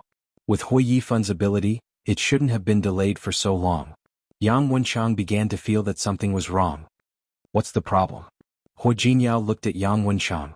Before he could ask him to clarify the problem, Yang Wenchang's phone rang. He glanced at Hua Jinyao. It's Micah, the representative from Ike's. Meeting Hua Jinyao's eyes, he quickly picked up the phone. He looked at Hua Jinyao and spoke to the other party in English while putting the phone on speaker. Hua Jinyao could hear the voice on the other end of the phone clearly. Micah wanted to meet him? Yang Wenchang signaled with his eyes whether he could agree or not. Hua Jinyao shook his head. Yang Wenchang understood immediately. He told the other party that Hua Jinyao wouldn't be free for the next 2 days. As for when they could meet, it would depend on when Hua Jinyao was free. After hanging up, Yang Wenchang looked confused. President Hua, what do you think is going on with Hua Yifan? He had worked for Hua Jinyao for many years. Naturally, he knew that Hua Yifan didn't get along with Hua Jinyao. As for why he didn't want to replace him, it was because he didn't want Hua Jinyao to be the president. Don't worry about him. If Micah wants to meet me again, say yes. Okay. Yang Wenchang understood. What about Hua Yifan? Ignore him. As long as Micah made a move, Hua Yifan wouldn't be able to sit still. Yang Wenchang would know what Micah wanted. Yes. Yang Wenchang picked up the documents and was about to leave when he remembered one last thing. By the way, President Hua, the temporary replacement for Zhang Yang, has passed the interview. Her name is Ding Qin, and she's a top student at T University. She started working today. You deal with these matters. There's no need to tell me. Yang Wenchang responded and left. Hua Jinyao was lost in thought. Based on Hua Yifan's cunning, even if he couldn't get Ike's deal in the shortest time possible, he wouldn't have dragged it on for so long. More importantly, there was no way IX would come back to him. After all, if he couldn't complete this project well, his position in the Tianyu group would be awkward in the end. Even Hua Mingguang couldn't say anything. Was Hua Yifan really that stupid? Or did he have other tricks up his sleeve? No matter which one it was, he wasn't afraid. He would just deal with it as it came. There was another knock on the door. Hua Jinyao looked unhappy. The person who came was Su Qingsang. This was her first time visiting the Tianyu group in Rong City. If she hadn't met Yang Wenchang just now, she wouldn't have been able to come up. After all, she was the wife of the president of the Tianyu group. Many people had only heard of her but never met her. Why are you here? Seeing Su Qingsang, Hua Jinyao stood up to greet her. Mengwan and I happened to be shopping nearby, so I thought I'd come to see you. What? So you came to see me on the way? Hua Jinyao raised his hand to cover his chest, looking hurt. Honey, I'm hurt. Seeing him like this, Su Qingsang wanted to laugh. She raised the small box in her hand and said, Since you're hurt, I guess you can't have dessert, right? Can I give it to someone else? No. His wife bought it for him. Even if he didn't like sweets, he couldn't let it fall into someone else's hands. Hua Jinyao took the box from her hand and put it on the coffee table. He put it on the coffee table and said, Hey, didn't you say you came with Shi Mengwan? Where is she? She went to the bathroom. She had never been to Hua Jinyao's workplace, so she brought Shi Mengwan here. Good timing. Let's have dinner together tonight. Hua Jinyao received a call from Wan Xianying today. Xianying said he wants to treat you to dinner. Treating me is fake. It's Mengwan, right? Su Qingsang blinked. Did he think she didn't know what Wan Xianyang was thinking? Then will you do me the honor? I will, but it's really impossible for him and Mengwan to be together. Su Qingsang had already asked Shi Mengwan today, and she didn't mean that. Besides, she's leaving tomorrow. Leaving tomorrow? Why don't you stay for a few more days? I have to work and I can't be with her every day. She also has things to do in Lin City. So she and Xianyang are destined not to be together.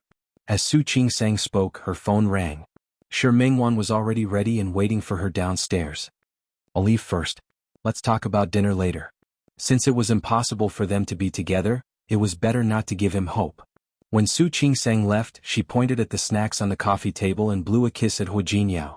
Seeing his eyes suddenly become deep, she immediately became timid and quickly walked out. Su Qingsang walked out of the office. Before she reached the elevator, she saw a beautiful woman walking toward her. She was a real beauty. She was about 170 centimeters tall, had a slim figure, a voluptuous body, beautiful facial features, and exquisite makeup. She was wearing a pair of Gucci high heels and a Chanel business suit. She didn't have a special concept of brands. However, she happened to see the woman in front of her in a magazine when she went to the spa a few days ago. Su Qingsang blinked. There was such a beauty in Hu Jinyao's office. How good were the benefits of Tianyu Group? The woman was holding a stack of documents in her hand. She looked like a standard elite office woman. She was looking at the woman and the woman was looking at her. Su Qingsang wanted to go out with Shi Mengwan. She came out in sportswear. She looked casual and casual. Although Su Qingsang didn't feel that she was inferior to the woman in front of her, she felt that she lacked a sense of formality and solemnity. Su Qingsang also felt strange when she realized her own mentality. What was even stranger was that Su Qingsang didn't know if it was an illusion, but she seemed to see a flash of contempt in the woman's eyes. She wanted to see it clearly, but the woman curled the corners of her lips and smiled at her. She didn't speak but took the stack of documents, walked past her and walked toward Hu Jinyao's office. Chapter 508. Su Qingsang suddenly turned to look at her. She still had a faint smile on her lips. Before Su Qingsang could say anything, she waved the folder in her hand and went straight into Hu Jinyao's office. Before entering the door, the moment she pushed it open, she turned to look at Su Qingsang. When their eyes met, she silently said 4 words. Open the door and close it. Just like that, the graceful figure disappeared behind the door. Su Qingsang's expression became a little strange. It was her first time in Hu Jinyao's office. When Yang Wenchang took her upstairs just now, they took the elevator for the president. She didn't meet anyone, so how did this woman know her identity? Qingsang? What's wrong? Shi Mengwan's words brought her back to reality.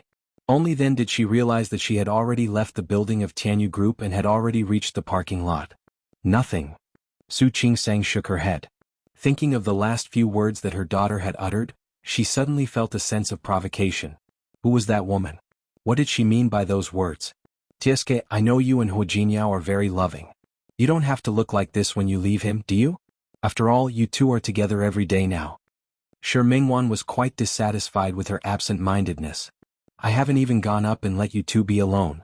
Why are you still so reluctant to leave? I'm so jealous. What are you talking about? Su Qingsang was amused by her words. It's not that I can't bear to leave him. I just remembered that Hu Jinyao doesn't seem to like desserts. In the end, I sent 2 boxes of desserts up. She had been shopping with Shi Mengwan and happened to walk near the dessert shop, so she bought desserts.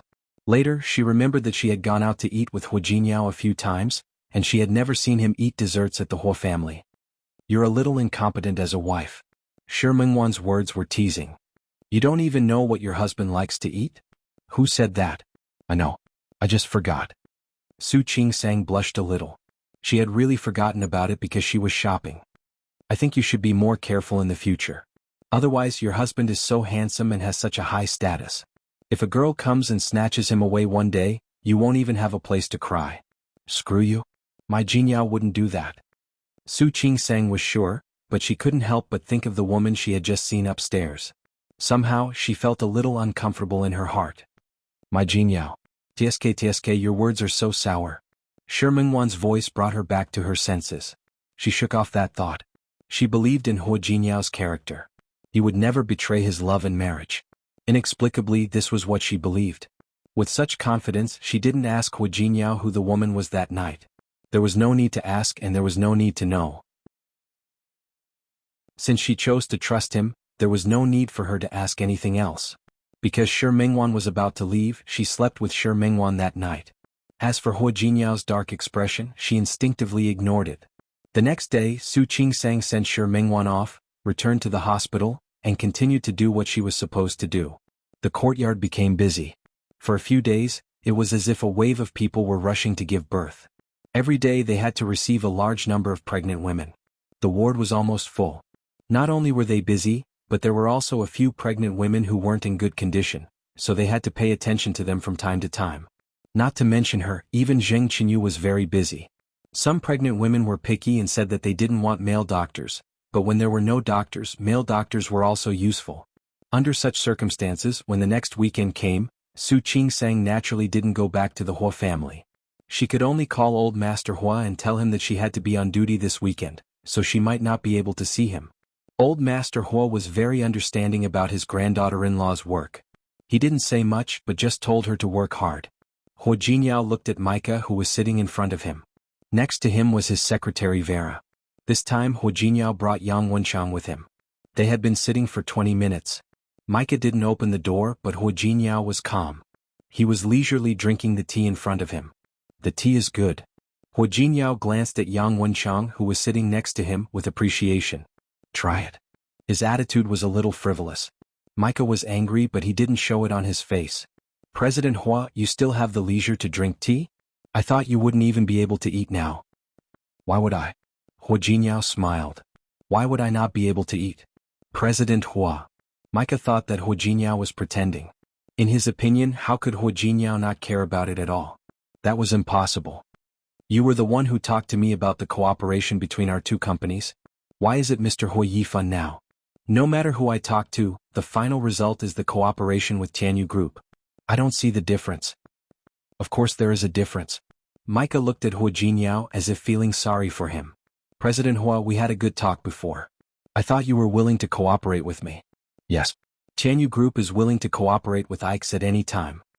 Hua Jinyao was talking about the two companies, but Micah was talking about the two of them. Micah wasn't stupid.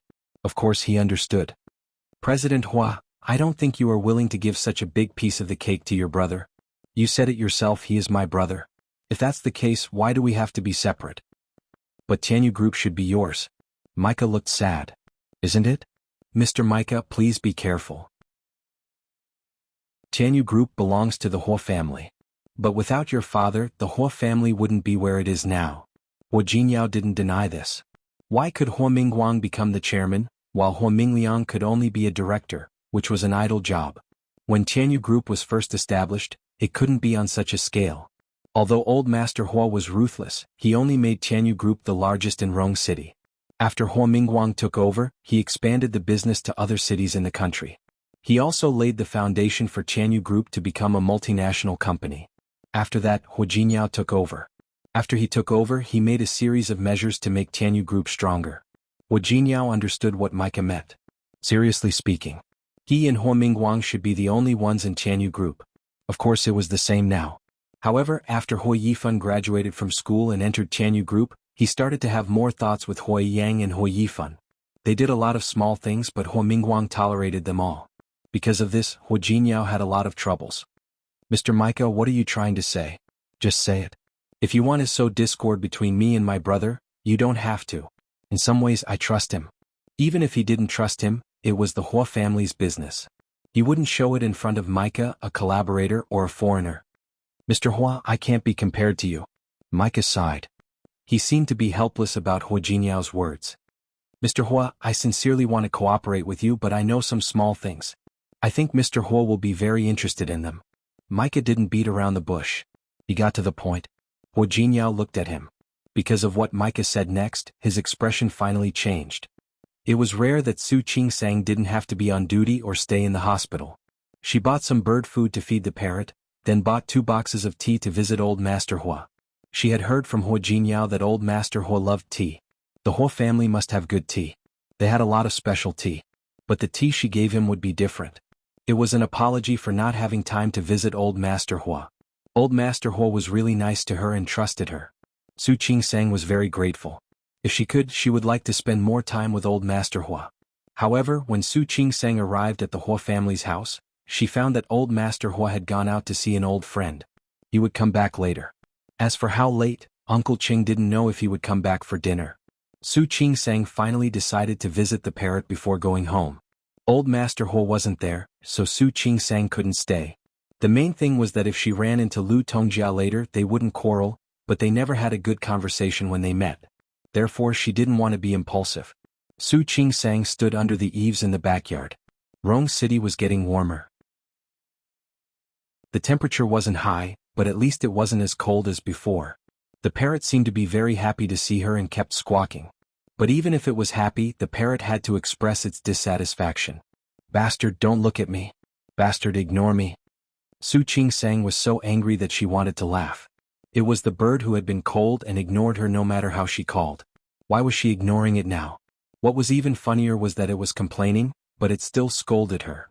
"I think you shouldn't be called jadeite. Change it to rascal. You like scolding people so much. Rascal, you rascal. Rascal. You rascal." The parrot scolded her again. Su Qing-sang really laughed.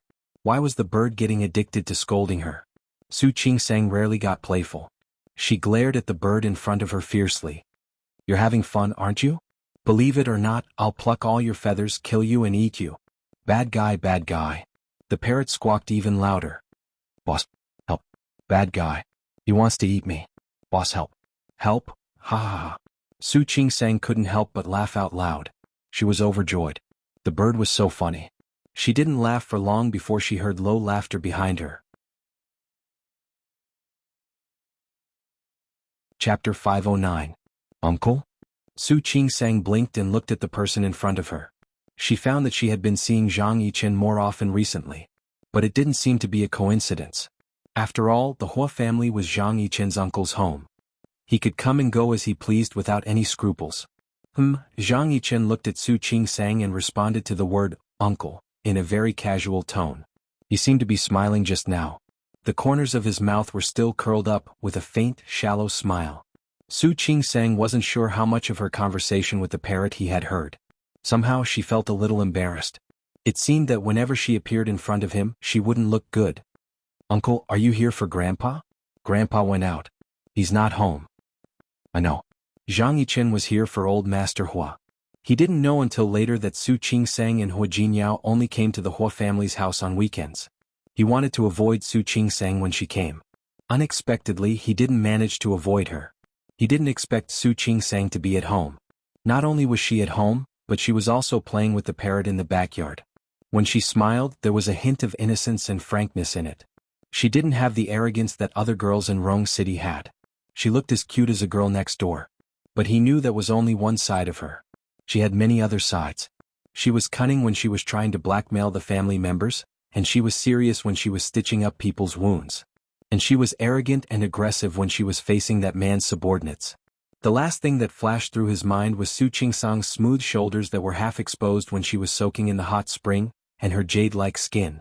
Realizing what he was thinking, he put on a serious expression, and the smile on his face faded a little. He looked so serious that Su Qing-sang thought he didn't want to see her. Well, she was the one who saw him hiding in the closet in a sorry state. "Then, uncle, please help yourself. I'm leaving."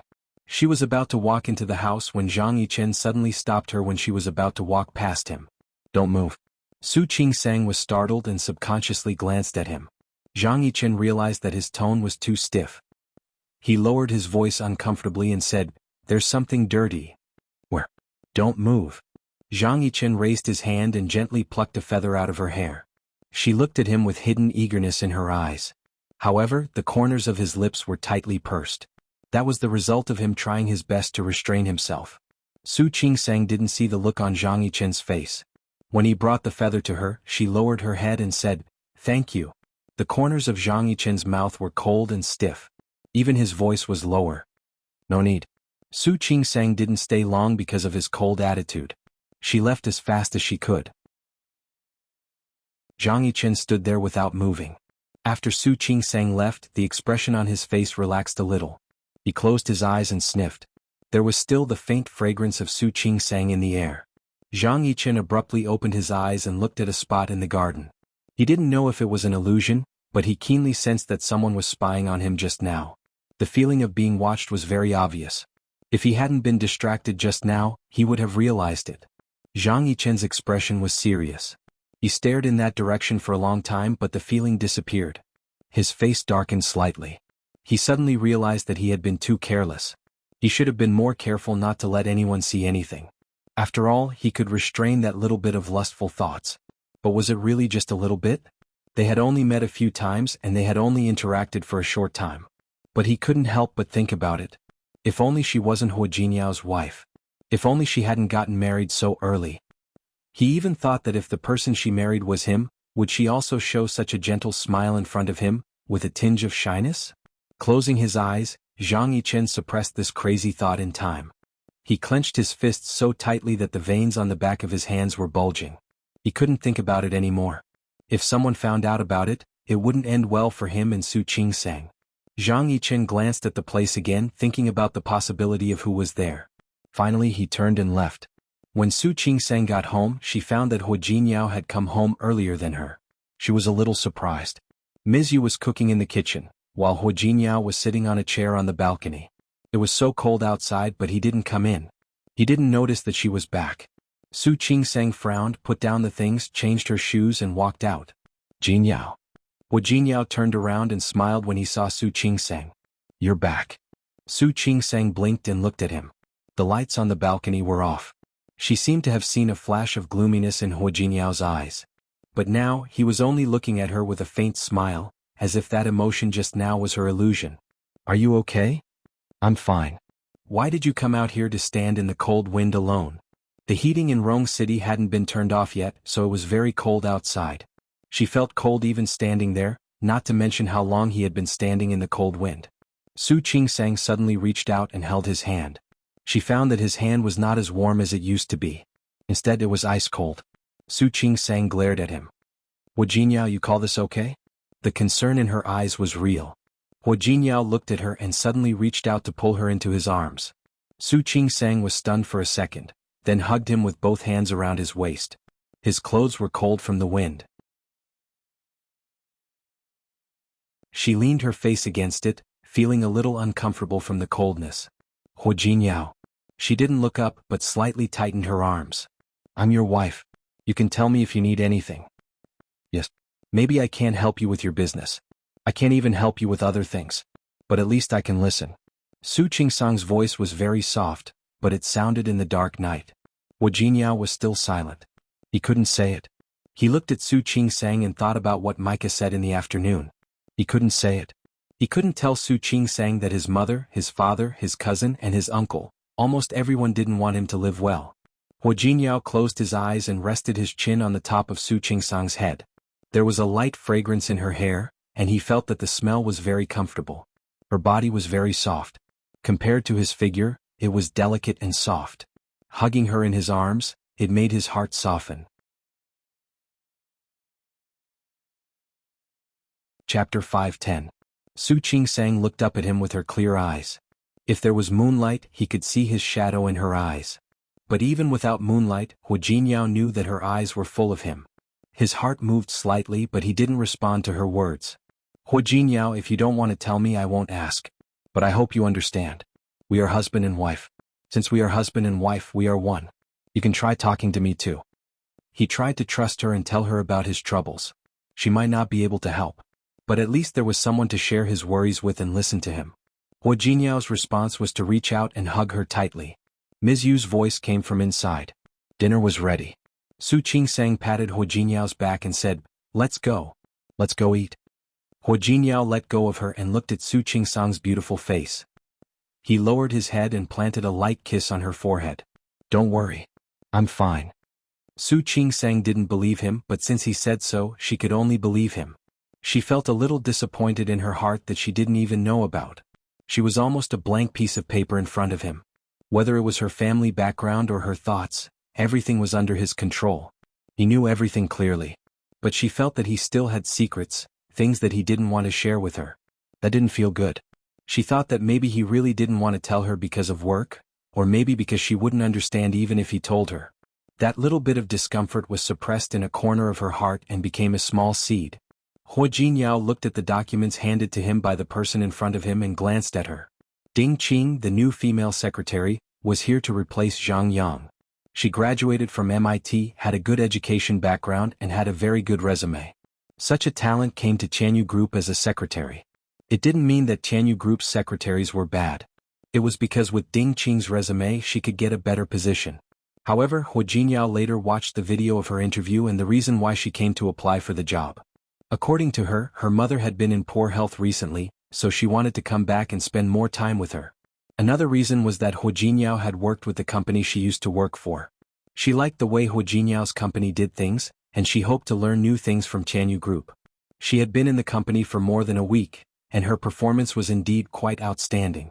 Not only was she able to do the things that Yang Wenchang arranged for her, but there were also some things that she could do well even without his arrangement. Usually Hua Jinyao didn't use female secretaries. However, Ding Qing was indeed very capable. Therefore, 1 week was enough for him to change his mind about replacing her. Ding Qing stood there looking a little nervous. He looked at Hua Jinyao with uncertainty in his eyes. "President Hua, are the documents all right?" "No." Hua Jinyao withdrew his gaze, signed the document and handed it to her. "Zhang Yang will go on vacation in 2 days. Tell him to hand over the rest of the work to you." "Yes, I know. Zhang Yang has told me what to do." Ding Qing smiled and held the document in her hands in front of her chest. It seemed that the document was a little lower than her chest. Because of that, the 2 lumps in her chest seemed to be completely squeezed together. Hua Jinyao didn't see that, but Ding Qing looked at Hua Jinyao's eyes with concern. "President Hua, you don't look so good. Did you not sleep well yesterday? Do you want me to make you a cup of coffee?" "Sure." Hua Jinyao did not sleep well yesterday. He didn't know if it was because of what Micah said, but he had been having nightmares these days. He rubbed between his eyebrows and signaled Ding Qing to leave. A few minutes after Ding Qing left, she came back with a cup of coffee in her hand. There was a small piece of cake on top of it. "President Hua, I don't think it's good to drink coffee on an empty stomach. Have a piece of cake." Hua Jinyao glanced at Ding Qing. Her eyes were very calm. "President Hua, take care of yourself. I'm still waiting to learn from you." Hua Jinyao looked at her calmness and didn't think much of it. "Thank you. But I don't like cake." "Oh really?" Ding Qing seemed to be very upset. "I saw a box of desserts in your office last time. My wife bought it." What he meant was obvious. Since Su Qingsang bought it, even if she didn't like it, she had to eat it. And Ding Qing wasn't qualified. Ding Qing wasn't mad at all, even though it was a very direct sentence. Instead, she stuck out her tongue. "I'm sorry, President Hua. I didn't know." "It's okay. You can take it out." Hua Jinyao lowered his head and focused on the document in front of him. Ding Qing picked up the piece of cake. The look on her face seemed to be still upset and blaming herself for her mistake. However, when she turned around, the regret in her eyes suddenly disappeared. Was he eating it because his wife bought it? She would like to see if Hua Jinyao would eat it when she brought it to his office again. Hua Jinyao came out of the shower with a towel on his head. He casually dried his hair with the towel, then sat in front of the dressing table, waiting for Su Qingsang to dry his hair for him. However, he was about to be disappointed. Su Qingsang was video chatting with Li Qianxue. After all this time, Li Qianxue's company had stabilized.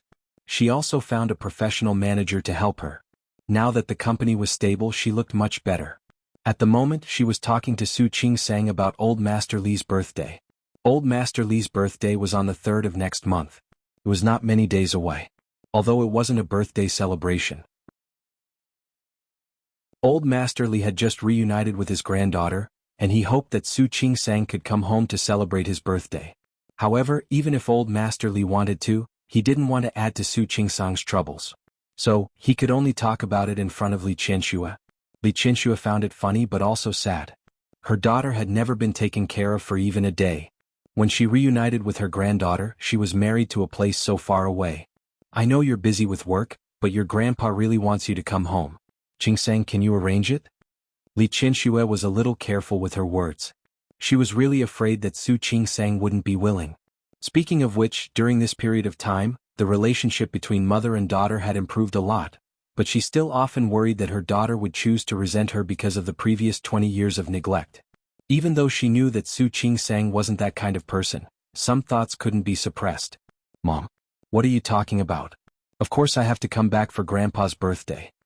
In the past, when she wasn't the granddaughter of the Li family, she would appear on Old Master Li's birthday, not to mention now that she was Old Master Li's biological granddaughter. Really? Okay, then I'll talk to your grandpa. The smile on Li Qinshua's face became a little more sincere. Su Qingsang also felt very happy. She actually missed Li Qinshu very much, although they could video chat every day and talk on the phone. But seeing her in person was still different from seeing her on video. Okay. You tell Grandpa that I will definitely come back. Then let Jinyao come back together. It was not right for her grandson-in-law to not be there. Okay, I'll tell him. Su Qingsang finished speaking, but there was one thing she didn't say. That was, what about Su Qinghui? Should he go back? However, looking at Li Qinshua's happy face, she didn't mention Su Qinghui in the end to make Li Qinshu unhappy.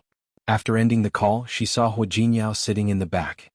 His hair was slightly wet and his expression was a little sad. Hey, you took a shower? Then I'll go take a shower. Su Qingsang put down her phone and was about to get up, but Hu Jinyao grabbed her hand. Honey, help me dry my hair.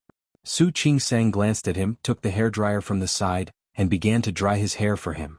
She also told him that she was going back to Lin City next month.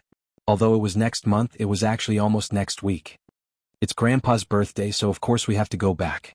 After Hu Jinyao finished speaking, as if he suddenly thought of something, he said, there are a lot of things to do in the company recently. I'll make some arrangements and go back with you when the time comes. Thank you. You're so nice. Su Qingsang was very happy. She was so happy that she bent down to kiss Hu Jinyao's face. For a moment, she forgot that she still had the hairdryer in her hand. Ugh. Hu Jinyao groaned in pain. Only then did she realize that she had hurt him. Are you okay? Let me see. Where are you hurt? Hu Jinyao put her on his lap and turned off the hairdryer. Seeing the worried look on her face, he leaned over and kissed her on the lips. You're sad. You were so happy when you talked about going back to Lin City. I'm hurt. I need you to comfort me. Su Qingsang looked at his playful face and said, how do you want me to comfort you? What do you think? Hu Jinyao put his arm around her waist, looked at her tender red lips and kissed them hard. Every day after Hu Jinyao went into the company, Ding Qing was responsible for telling him about his schedule for the day. Today, Hu Jinyao didn't ask her to leave as he usually did. Book 2 tickets for me on the second flight to Lin City. In the past, Zhang Yang had been the one to do all these things. After saying that, he noticed that Ding Qing was standing still and looking up at him. What's wrong? Is there a problem? No problem. Ding Qing nodded. President Hua, are you going to Lin City with Assistant Yang on a business trip? No. I'm going to Lin City with my wife. Ding Qing's hand that was holding the pen slightly tightened, but she smiled and nodded. Okay, I'll go now. Hu Jinyao thought that Su Qingsang would want to see Li Qinshu as soon as possible, so he asked Ding Qing to book the tickets for the morning. He waved his hand and let her go. After Ding Qing went back to her office, she didn't hurry to book the tickets. Instead, she took out her phone and dialed a few numbers. President Hua is going to Lin City on the 2nd of next month. She told Ding Qing what she had heard. She didn't know what the other side of the phone said, but a bright smile appeared on her face. Chapter 5:11. After saying that, she kept listening to the man's voice. The smile on her face never faded. Okay, I got it. I'll be careful. Don't worry. He doesn't suspect me for now. If you don't believe me, you can do it yourself. When Ding Qing smiled, there was a hint of playfulness in her eyes. More than that, she was confident. After hanging up, Ding Qing held the phone in her hand and spun it in a circle. She fixed her eyes on the desktop on the screen, which she had specially set up. It was Hu Jinyao's photo. Su Qingsang gave the leave request to Sun Huiya to sign. She was actually quite embarrassed. She had asked for leave several times in the past 2 months. She had been accompanying Shi Mingwan before, but this time she was going back to Lin City. Although it hadn't been long, she still felt embarrassed. It's okay. I know you're from Lin City. Sun Huiya understood her well. How about I give you one more day? You can come back to work on Tuesday. You can have a good rest then. Su Qingsang had been doing well since she came to the hospital. She had been very cooperative and good. Sun Huiya didn't mind taking care of her. That's great. Thank you, Director Sunday. After asking for leave, Su Qingsang started thinking about what she should buy for Old Master Li and Li Qinshu in Lin City after work. After all, her flight was tomorrow. She should ask Hu Jinyao. She had given old Master Hua a parrot before, so she couldn't give him another parrot. She couldn't take it to Lin City either. She was still thinking about it. The emergency room downstairs sent a pregnant woman who had been in a car accident. Her condition was complicated. The emergency room said that Su Qingsang had seen this pregnant woman before, and the hospital had a record of it. Hearing that, Su Qingsang hurried forward. Su Qingsang looked at the woman. She looked familiar. Su Qingsang didn't remember who she was until the nurse brushed the woman's hair away from her face. Wasn't this the woman Li Hong who had tried to blackmail Zhang Yichen a month ago? This time the woman wasn't pretending. She was really hit by a car. Su Qingsang looked at the big pool of blood on her body and said, "Hurry, get ready for surgery." The driver who drove her here was obviously frightened. He kept explaining, "I didn't hit her. She rushed out on her own. I didn't have time to avoid her." "Don't say anything. Now is not the time to blame anyone. We need to save people." Su Qingsang didn't have time to argue with this man. Li Hong was 6 months pregnant the last time she was here. Now she was 7 months pregnant. This was a good time but also not a good one. If they were lucky, the child could be saved. If they were unlucky, the child might not be born safely, and the pregnant woman might not even be able to keep her life. Su Qingsang didn't have the energy to deal with the car owner. She ordered the doctors to prepare the operating room and pushed Li Hong into the delivery room. At the same time, he instructed Li Meilin to make sure that the pregnant woman's family members signed the paperwork when they arrived. After explaining everything, Su Qingsang followed him into the operating room. When he really went in, he found that the situation was quite bad.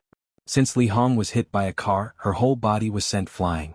Her uterus had ruptured and she was bleeding profusely. She had to get the baby out as soon as possible. Sun Huiya heard about the situation and quickly came over. Looking at Li Hong, who had fainted from the pain, Su Qingsang voiced her opinion. "Director Sunday. The pregnant woman's uterus ruptured. We have to do the surgery as soon as possible." "I know. In such a situation, the pregnant woman's uterus might not be able to be saved. They had to do everything they could to save the baby." Su Qingsang and Sun Huiya had been working together a lot lately. They both knew what the other was thinking. After the surgery and emergency treatment, Li Hong's baby was finally separated from the mother's body. "The baby is in good condition. Send it to the incubator for observation." After making sure that the baby was fine, Su Qingsang and Sun Huiya started to do emergency treatment for Li Hong. Not only her, but 2 doctors from the surgery department also came to help. After the C-section, Sun Huiya checked the condition of the uterus and said with a serious face, "Qingsang, I'm afraid her uterus can't be saved." The uterus was ruptured and bleeding profusely. It had to be removed. However, Sun Huiya had been a doctor for many years and had seen many cases. Li Hong had just given birth to a daughter. If Li Hong had a son before, it would be fine. What if it was her only child? It would be fine if the parents didn't value boys over girls. If the parents did, they would come to the hospital and cause a scene. "Qingsang, you don't need to worry about this. You can go now. I'll take care of the rest." They had been working in the hospital for a long time and were considered senior staff. However, Su Qingsang was different. She had only been working in the hospital for less than 3 months. She was still in her internship. If the family of the patient caused a scene, the hospital wouldn't do anything to them. However, Su Qingsang wouldn't be able to escape. "Director Sun, don't say anything. I won't leave. Let's finish the surgery first." She would be lying if she said she wasn't touched. She had been working in the hospital for less than 2 months. She was happy that Sun Huiya was so considerate of her. However, she didn't think she did anything wrong. The most important thing was that Li Hong's life was still in danger. If there was anything else, it could wait until Li Hong was saved. After 3 hours of emergency treatment, Li Hong's life was finally saved. When Su Qingsang walked out of the surgery room, Li Hong's family was already there. This time they didn't look as fierce as last time. The leader was Li Hong's husband. He looked anxious. "Doctor, are my wife and son okay?" Su Qingsang looked at the man in front of her. She raised her eyebrows slightly when she heard the word son. "Your wife is fine. She just gave birth to a daughter for you. Both of them are safe now." "What? Daughter?" The anxious look on Li Hong's husband's face disappeared immediately. "How can it be a daughter? I went to the master and he said it was a son." Su Qingsang wanted to say that Li Hong's uterus had been removed and she couldn't have a child anymore. However, before she could say anything, she was shocked by what Li Hong's husband did next. "Damn it. The master said it was a son. How did it turn out to be a daughter?" No, I'm going to get even with him. Su Qingsang wanted to ask the man to go check on Li Hong and her daughter. To her surprise, Li Hong's husband ran out of the hospital without looking back. She had been working in the hospital for many years and had seen a lot of things. However, Su Qingsang didn't expect something like this to happen. She thought about it carefully and found it reasonable. If Li Hong's husband was a good person, he wouldn't allow his pregnant wife to blackmail others. However, Su Qingsang didn't know what to do now. She turned around and looked at Li Meilin. Take the pregnant woman back to the ward. Find 2 volunteers to take care of her. Li Hong's husband didn't look like he would take care of his wife. I know. Li Meilin nodded. Before she left, she looked at Su Qingsang worriedly. Dr. Su, I think I need to warn you. What? The pregnant woman's family is not to be trifled with. They still don't know that her uterus has been removed. They find out. Li Meilin didn't finish her sentence, but Su Qingsang understood what she meant. She patted Su Qingsang's shoulder. Don't worry. They signed it. They signed it. Plus, it was a critical situation. I had to do it. If they want to get even with me, I'll reason with them. If they didn't reason with her, she wouldn't be able to do anything about it. She could just go through the legal process. Su Qingsang's plan was simple. Li Meilin wanted to persuade her, but Su Qingsang had already signed the papers and organized the surgery records. Su Qingsang waited until she got off work, but Li Hong's husband didn't come back to the hospital. She had seen this kind of situation before and wasn't a stranger to it. However, she still felt a little uncomfortable. She couldn't suppress the discomfort until she got home. Li Hong had woken up in the hospital, but she didn't know what she would do if she found out that her husband was in such a state. You're back? I came to see you. Su Qingsang's thoughts finally came to an end at the door. Not only did Huo Jinyao come back early today, but he also prepared the gifts she was going to give her tomorrow. Come and have a look. This is for your mother, this is for Su Yusin, and this is for Grandpa. It's not a birthday gift. I've ordered a birthday gift for someone else. Send it directly to Lin City, and we'll bring it to the Li family the day after tomorrow. What is it? Su Qingsang looked at Huo Jinyao's proud face and asked curiously, What did you prepare? I'm not telling you. Anyway, I can tell you. Grandpa will love it. It's not a parrot, is it? Do you think I'm like you? Huo Jinyao raised his eyebrows slightly and said teasingly. What's wrong with me? Su Qingsang didn't think that she gave the wrong bird. That parrot was so smart. It could even quarrel with people. Unknowingly, it would make the Huo family more lively. Old Master Huo wouldn't be lonely because of it. How nice would that be? How dare you say that my parrot is a bad gift? Su Qingsang looked fierce. If Huo Jinyao said yes, she would fight him to the death. Huo Jinyao raised his hands and surrendered. I was wrong. How could a gift from my wife be bad? Of course it's the best gift. That's more like it. Su Qingsang smiled. Since Huo Jinyao had bought the gifts, she couldn't think of anything better. Moreover, she couldn't think of anything better, so naturally she gave the gift according to what Huo Jinyao had bought. After dinner, she packed up her belongings and put away the gifts. They had a home in Lin City, so they didn't need to bring too many things. It was just one suitcase for 2 people. Su Qingsang was happy when she thought that she could go back to Lin City tomorrow. She temporarily forgot about the episode in the hospital. The next day, Su Qingsang got up very early. Yang Wenchang came to the house early in the morning. He was responsible for driving Huo Jinyao and Su Qingsang to the hospital today. Chapter 5:12. Huo Jinyao hung up the phone and looked at Su Qingsang guiltily. What's wrong? Su Qingsang had a hunch when she saw his face. There's an emergency at the company. I need to go back. Then. He wasn't going to Lin City with her? You go first. I'll book a flight in the afternoon. Huo Jinyao wasn't sure either. His expression was a bit serious. Okay. Looking at his expression, Su Qingsang thought for a moment, then added, If you can't make it in time, then forget it. Business is more important. Huo Jinyao leaned over and kissed her on the cheek. Don't worry. I'll deal with it as soon as possible. Of course, Su Qingsang believed him, but she had a bad feeling about it. Huo Jinyao drove Su Qingsang to the airport first. Then he left in a hurry. Su Qingsang looked at his back and suddenly felt a sense of emptiness in her heart. They had just parted. Why did she already start to miss him? Lin City. Li Qianxue was asking Xiaoyu and the others to redecorate Su Qingsang's room. The quilt and sheets had been exposed to the sun. She was still worried, so she looked at it again. Su Yusin stood next to her and watched Li Qianxue with a faint smile on his face. Mom. You've forgotten about me as soon as my sister came back. What are you talking about? Li Qianxue turned and glared at him, but her eyes were full of joy. She's alone in Rong City. Except for the old master, the rest of the Hua family doesn't seem easy to get along with. I'm worried about her. Especially when she thought of Lu Tongjia, Li Qianxue couldn't help but worry about Su Qingsang. She knew that Hua Jinyao was very good to Su Qingsang and that he would take good care of her. But to survive in a family like that, all she needed was her husband's love. However, Li Qianxue usually didn't show such worries in front of Su Qingsang. And Su Qingsang never talked about how the Hua family was in front of her. She knew very well that Su Qingsang didn't want her to worry. With Su Qingsang's personality, even if something happened, she probably wouldn't tell her. Don't worry. I think big sister is very smart, she won't let herself be taken advantage of. Su Yusin had a deeper understanding of Su Qingsang after this interaction. He looked quiet, but he had his own plans. The Hua family might not be able to bully her. After all, Su Qingsang wasn't a little white rabbit. Of course. Don't you know whose daughter she is? When Li Qianxue said this, there was a hint of pride on her face. Seeing the happiness on her face, Su Yusin really didn't want to spoil her mood, but there were some things that had to be said. Mom. Grandpa's birthday. Do you think Sister Peixian? At the mention of Su Peixian, Li Qianxue's face darkened.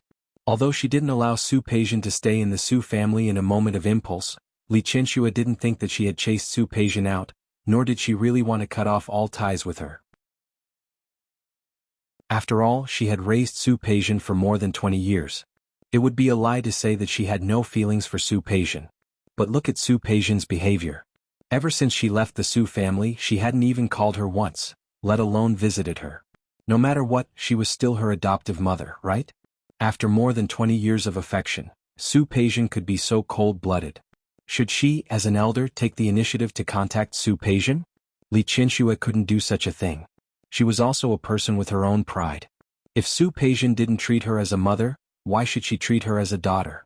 If Sister Peixian comes to celebrate Grandpa's birthday, then if she comes, she will naturally still be a daughter of the Su family. She would be a daughter of the Su family but not her daughter. After all, old Master Li had doted on Su Peixian for so many years.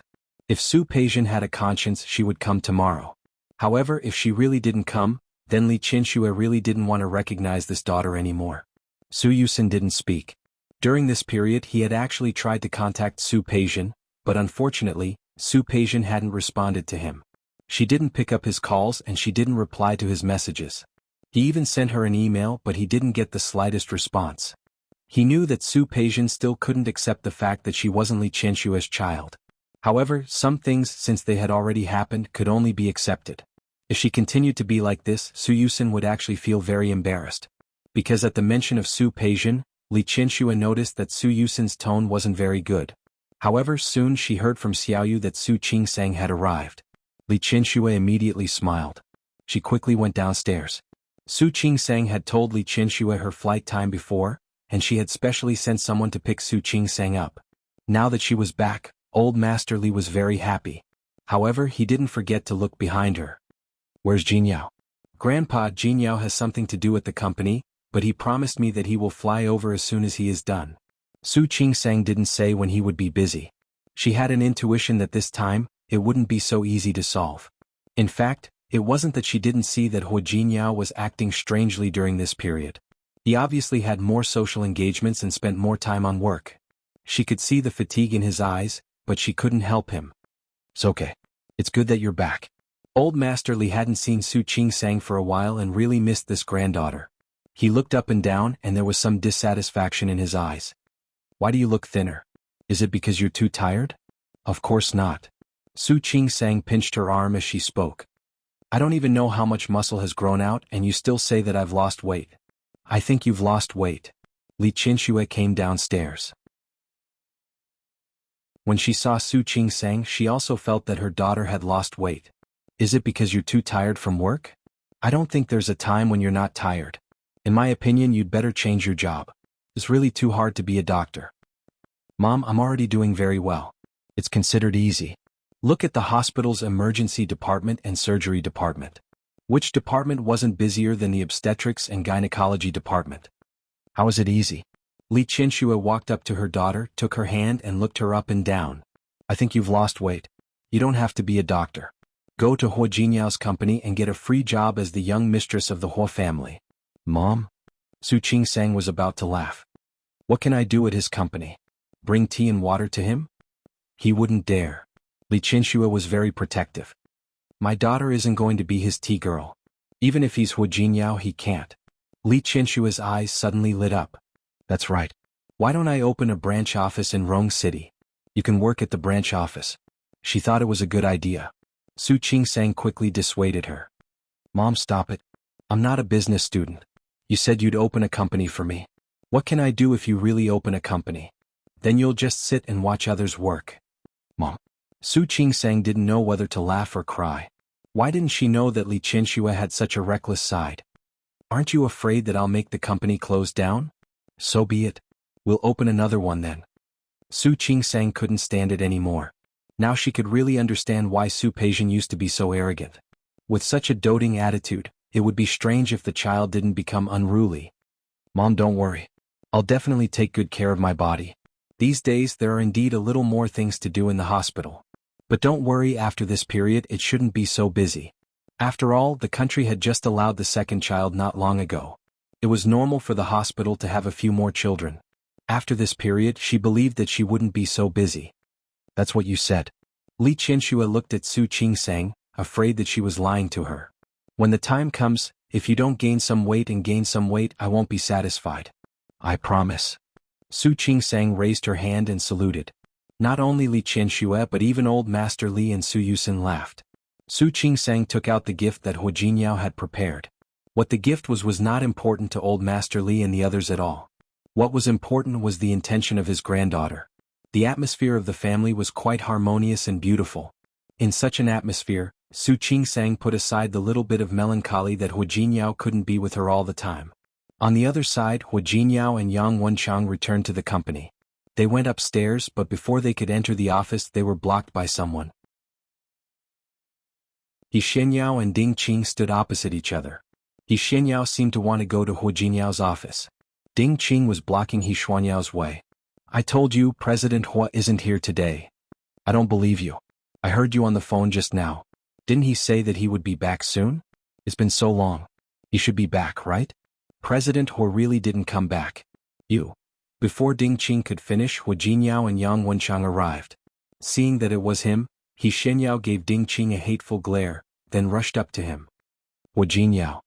She might be really angry because her tone wasn't very nice. Not only did she not call him President Hua, but she also didn't call him Brother Jinyao. Hua Jinyao still had work to deal with, so he didn't have time to deal with this spoiled girl. He didn't expect that He Xianyao would stand in front of him again when he was about to walk past her to enter the office. Hua Jinyao. Hua Jinyao looked at He Xianyao in front of him with cold eyes. What do you want? Can't I come to you if I don't have anything to say? He Xuanyao's voice was full of grievance when she said that. In fact, she couldn't stand it anymore after working at Tianyu Group. She didn't expect Hua Jinyao to be so cruel. He demoted her to the marketing department and said that she was going to study. The so-called study was being tortured by her ugly and bad-tempered boss every day. He said that she was doing market research, but he made her stand outside in the cold wind.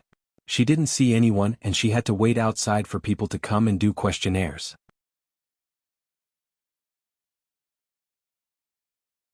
Chapter 513. Moreover, He Xianyao didn't believe that the headquarters of Tianyu Group needed someone to do a questionnaire. If their company wanted to collect data, they already had professionals.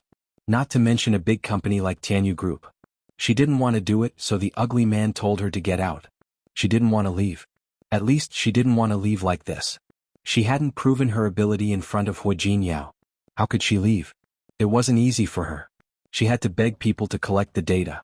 The ugly man said that the data she collected couldn't be trusted and that there was too little data. What did that mean? If he didn't deliberately make things difficult for her, then He Xianyao would really be an idiot. Today was the same thing.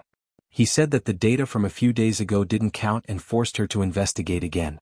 He Xianyao had an argument with her boss downstairs. After the argument, she said that she wanted to resign and left. However, when she really came out, she thought of what Lu Tongjia had told her and didn't want to leave. After thinking about it, she had to go upstairs to find Hua Jinyao and ask for an explanation from him. In what capacity? Hua Jinyao's voice was indifferent. He looked at He Xianyao impolitely. I'm just looking for you. Do I still need your status? He Xianyao was furious. What else? Hua Jinyao looked at He Xianyao as if she was an idiot. If you came to me as an employee, then you can write a report and give it to your boss. You can give it to me. If you came to me as a private person, then I'm sorry. I have nothing to say to you, and I have nothing to say to you. Hua Jinyao. He Xianyao had been pampered since she was a child. All the grievances she had suffered came from Hua Jinyao. Why do you have to treat me like this? I just like you. You like me, so I should let you like me? What kind of logic was that? Besides, I have a wife. Don't you know? She doesn't deserve you. Speaking of this, He Xianyao was very unconvinced. Even Andy doesn't like her. How can a woman like her deserve you? She doesn't deserve you, but you do. Hua Jinyao glanced at He Xianyao coldly and said, It seems that Miss He didn't look at herself in the mirror before going out. He Xianyao was on the verge of tears. She had never expected Hua Jinyao to be so vicious. No matter what, I'm Li Juanxing's cousin. You have such a good relationship with my cousin. Is this how you bully me? Junxing is Junxing and you are you. If you continue to pester me so unreasonably, I won't give face to Lian Junxing anymore. His expression told He Xianyao that he was telling the truth. He was serious. She burst into tears, turned around and left without looking back. Yang Wenchang and Ding Qing were still standing there when she was talking to Hua Jinyao. The only difference was that Yang Wenchang already knew that He Xianyao would be put in a difficult position. In fact, he was the one who asked Zhang to do it. Apparently, it was the first time that Ding Qing had seen Hua Jinyao like that. She stood there without moving, staring at Hua Jinyao. So, he was this ruthless to other women? Ding Qing didn't expect that. Recently, Hua Jinyao hadn't been gentle to her, but he had been polite. After all, she was confident in her abilities. Occasionally, Hua Jinyao would praise her for doing a good job. Only now did she realize that he was being polite when he was usually cold. Hua Jinyao came back to his senses and found that his secretary was in a daze. He frowned slightly and said, Secretary Ding? Is there anything else? I'm sorry, President Hua. Ding Qing apologized immediately. I'm really sorry.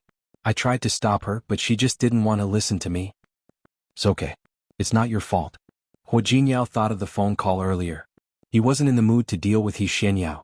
If she wanted to stay, she had to follow the rules of Tianyu Group. If she wanted to leave, he would be more than happy to let her go. By the way, President Hua, I've put the documents on your desk. You see, I'll go now. Hua Jinyao strode towards his office. Ding Qing narrowed her eyes and stopped thinking. She quickly followed Hua Jinyao into his office. Old Master Li's birthday wasn't a birthday celebration, so he didn't plan to make it a big one.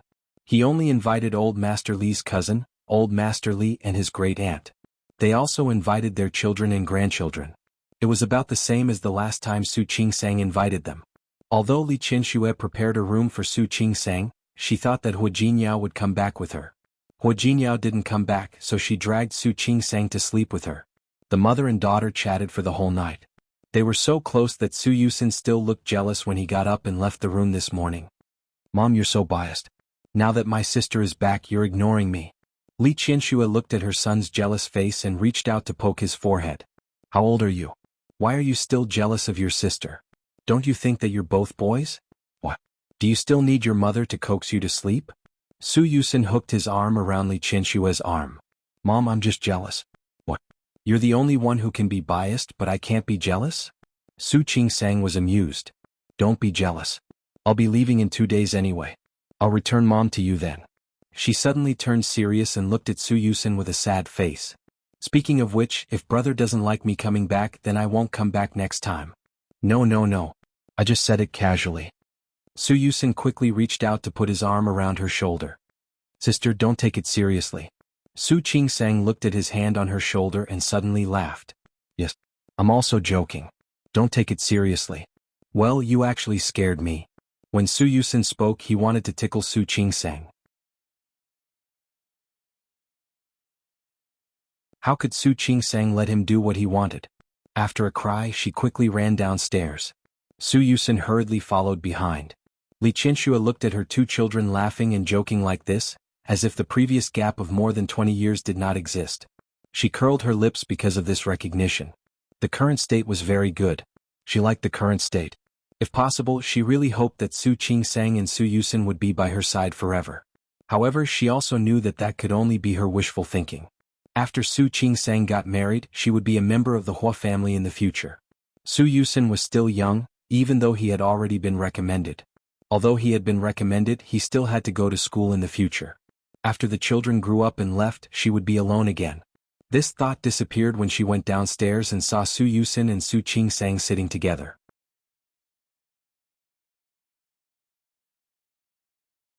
Chapter 5:14. After breakfast, Su Qing-sang sat with old Master Li for a while, then used the bathroom as an excuse to hide and call Hua Jinyao. Today was old Master Li's birthday. She wanted to see if he could make it. When Hua Jinyao didn't show up last night, she knew that he wouldn't be able to make it. She believed that he had important business matters to attend to since he didn't return to Lin City with her to celebrate old Master Li's birthday. However, she still hoped that Hua Jinyao could rush over at the last minute. Although she had already guessed that Hua Jinyao might not be able to leave, Su Qing-sang couldn't hide her nervousness when the call was connected. Jinyao? Wife. I was so busy yesterday that I forgot to call you. I'm fine. Even through the phone, Su Qing-sang could hear the hoarseness in his voice. Jinyao, are you okay? I'm fine. Hua Jinyao sounded more energetic than before. Honey, I'm afraid I can't come to celebrate Grandpa's birthday. It's okay.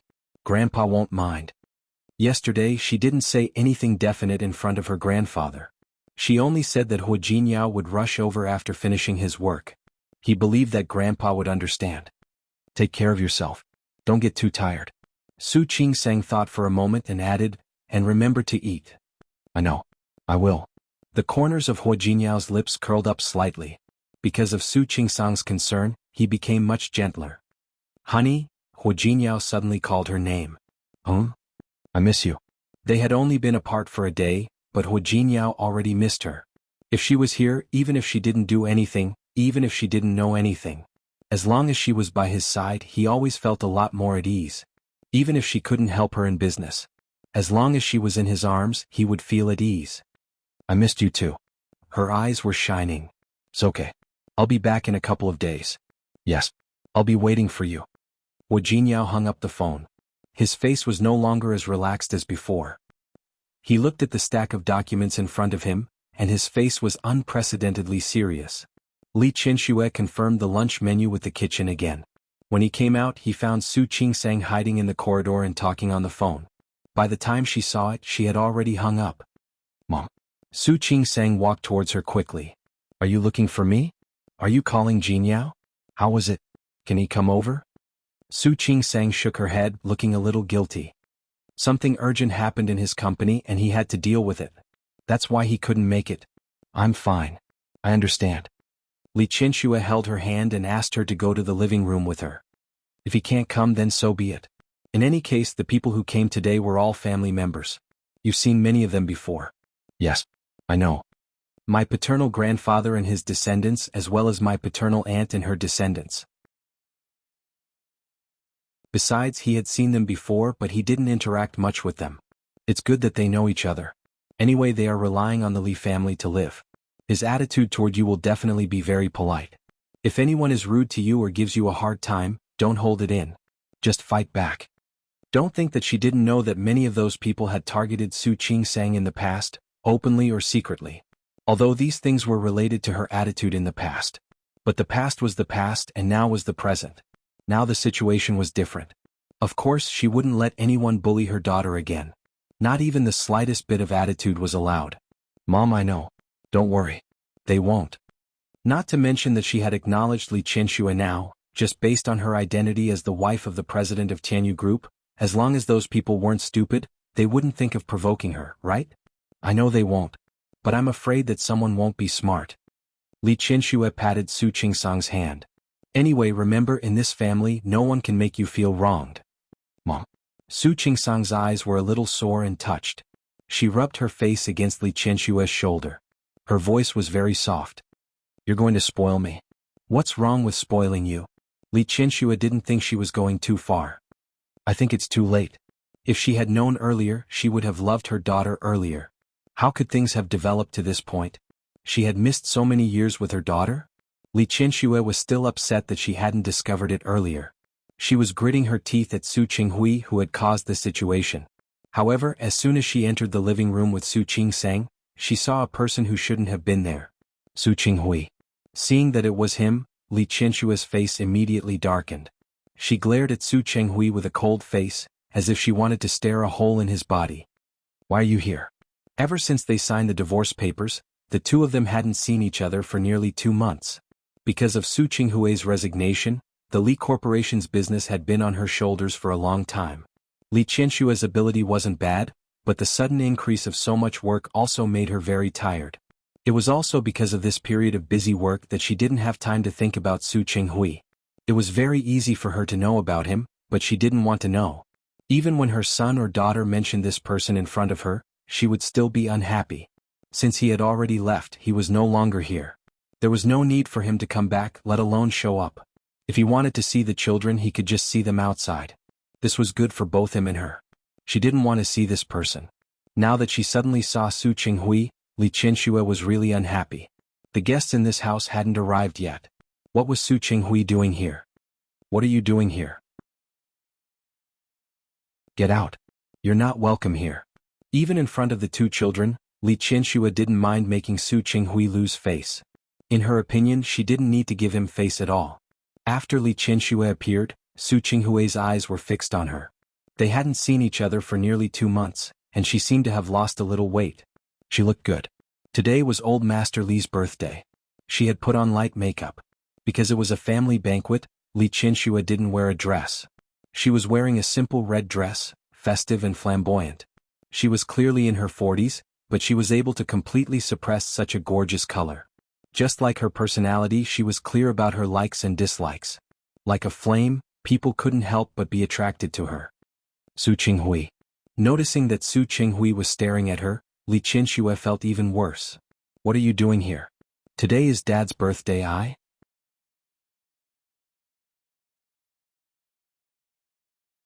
Chapter 5:15. Who's your father? Li Qianshua's eyes were unfriendly and her expression was cold. Su Qinghui's way of addressing her made her panic. What was he doing? Making connections? Su Qinghui looked at the aggressive Li Qianshua and felt bitter in his heart. Qianshua, no matter what, I've called your father father for more than 20 years. I also sincerely regard your father as my own father. Do you have to do this? Li Qianshua sneered with a hint of mockery on her face. You regard my father as your father? So you tortured my father's daughter? Replaced my father's granddaughter? Su Qinghui, is this how you regard my father as your own father?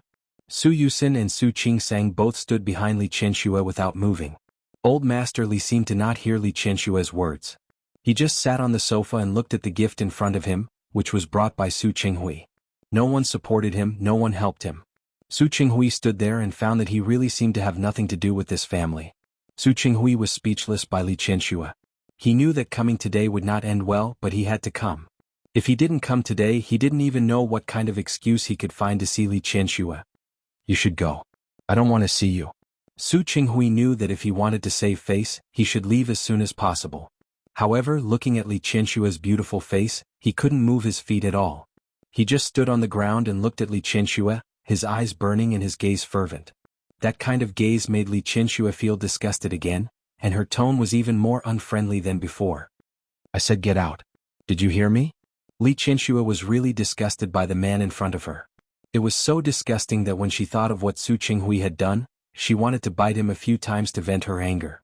Su Qinghui stood there without moving, just staring at Li Qianshua. That gaze gave Li Qianshua goosebumps. It was not because she was touched, but because she was disgusted. She was about to ask someone to come over and drive Su Qinghui out, but Su Yusin took a step forward and stood in front of Su Qinghui. That. Li Qianshua didn't want to see Su Qinghui, but Su Yusin couldn't have the same attitude as Li Qianshua. When Su Qinghui came in, he noticed that he didn't seem to be having a good time. Today, Su Qinghui had specially cleaned himself up for Old Master Li's birthday. If he hadn't cleaned himself up, he would have looked even worse. After all, they were father and son.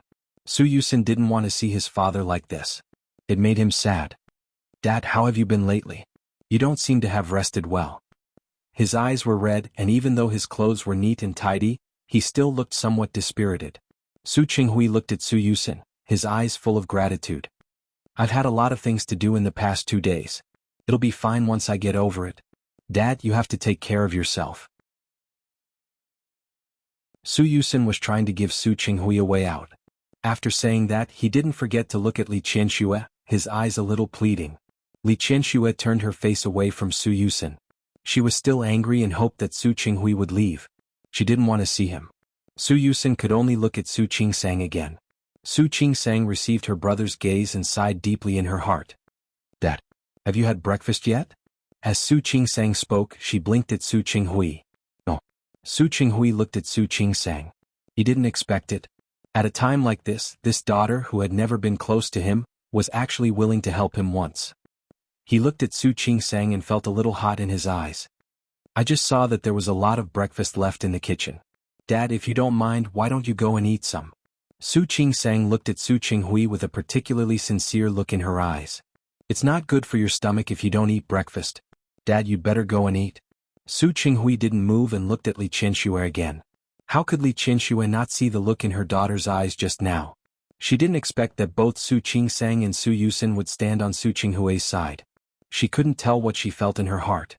When she met her daughter's slightly pleading eyes, she turned her face away with hatred. If it was only Su Yusen who said it, she could pretend that she didn't hear it. But Su Qingsang, Li Qianxue almost couldn't bear to refuse any of her requests now. Dad, you should go and eat quickly. As Su Qingsang spoke, she glanced at Su Yusen. Yusen, you didn't eat much just now. Why don't you eat some with Dad? Okay. Su Yusen immediately understood what Su Qingsang meant. Ignoring Su Qinghui, who was still standing there in a daze, he took him in the direction of the dining room. Su Qinghui's footsteps were a little hesitant, but he was pulled to the dining room by Su Yusen.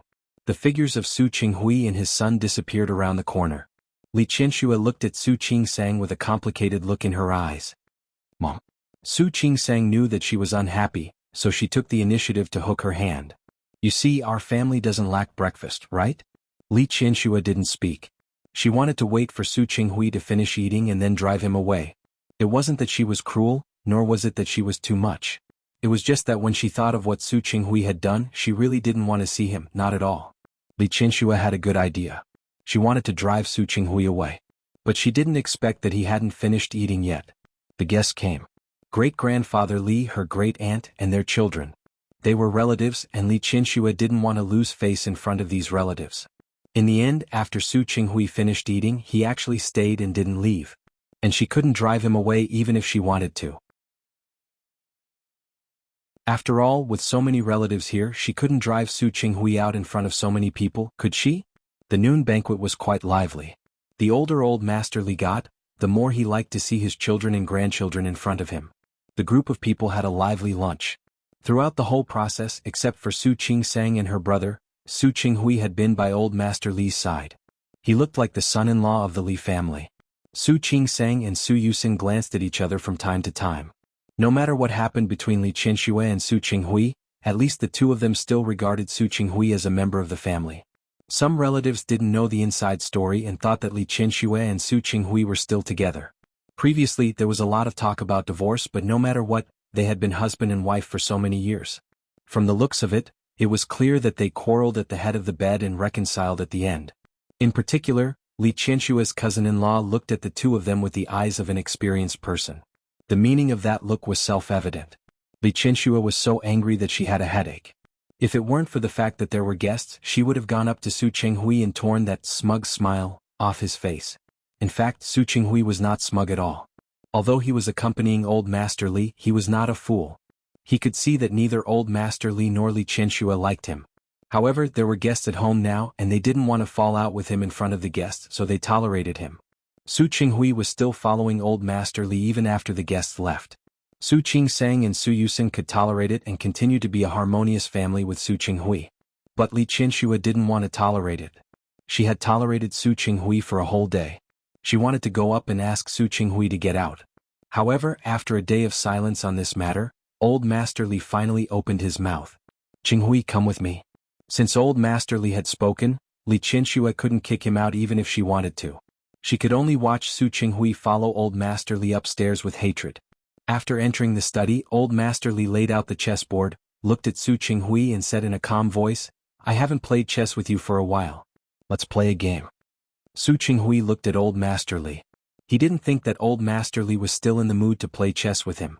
However, he still sat down across from old Master Li, Old Master Li went first with a white piece, then looked at Su Qinghui indicating for him to continue. The two of them played back and forth. Halfway through the game, Old Master Li suddenly stopped moving his chess piece. You have a plan in mind and you have a strategy when you play. Qinghui, your chess skills are much better than before. Su Qinghui was silent. He hadn't had time to play chess in the past 2 months. What Old Master Li said sounded like a sarcastic remark to him. What? Do you think I'm lying to you? Old Master Li sighed and put down the chess piece in his hand. Qinghui, you used to play chess well, but there were always some vacillations just like you. I've always known that you didn't know what you wanted before, and you didn't know what was most important to you. But now, looking at your way of playing, you seem to know? Su Qinghui's eyes were a little hot. He looked at Old Master Li and said in a hoarse voice, Dad, I was wrong. Old Master Li raised his hand and didn't want to hear Su Qinghui say this. Qinghui, I don't want to judge whether you were wrong or not. Do you regret it? I don't want to know. I just want to tell you. Life is like chess. There are no regrets. Since you have done some things, you have to bear the consequences. Dad, it doesn't matter if you regret it or know that you were wrong. These things have nothing to do with Qianxue now. Dad. Su Qinghui looked up at him with an indescribable pain in his eyes. I really regret it. Qinghui, not all regrets have a chance to do it again. The expression on Old Master Li's face was painful and regretful. In the past, I focused on expanding my business. I always thought that I wanted to make the Li Corporation bigger and stronger. But I really made it big and strong. The person who could share it with me is gone. I often regret it and often reflect on it. I always think that if I were young and didn't focus on business like this, I wouldn't have focused on my career every day. If I didn't focus on my career every day, would Qianshua's mother have lived a few more years? But there's no answer. She's dead. She's gone. No matter how much I regret it, it's useless. Su Qinghui didn't speak. Some things were blinded by a leaf. If he didn't remove the leaf, how could he find out what he really thought? I'm very happy that you still remember my birthday today. I thank you too. But you and Qianxue are just like this. Just like what? He didn't say the rest, but Su Qinghui understood what Old Master Li meant. His expression suddenly changed again.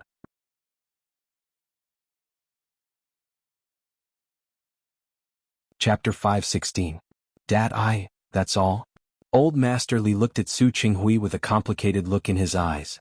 There was a hint of regret in his eyes. Qianxue and I won't stop you from seeing the children, but you and Qianxue don't need to see each other anymore.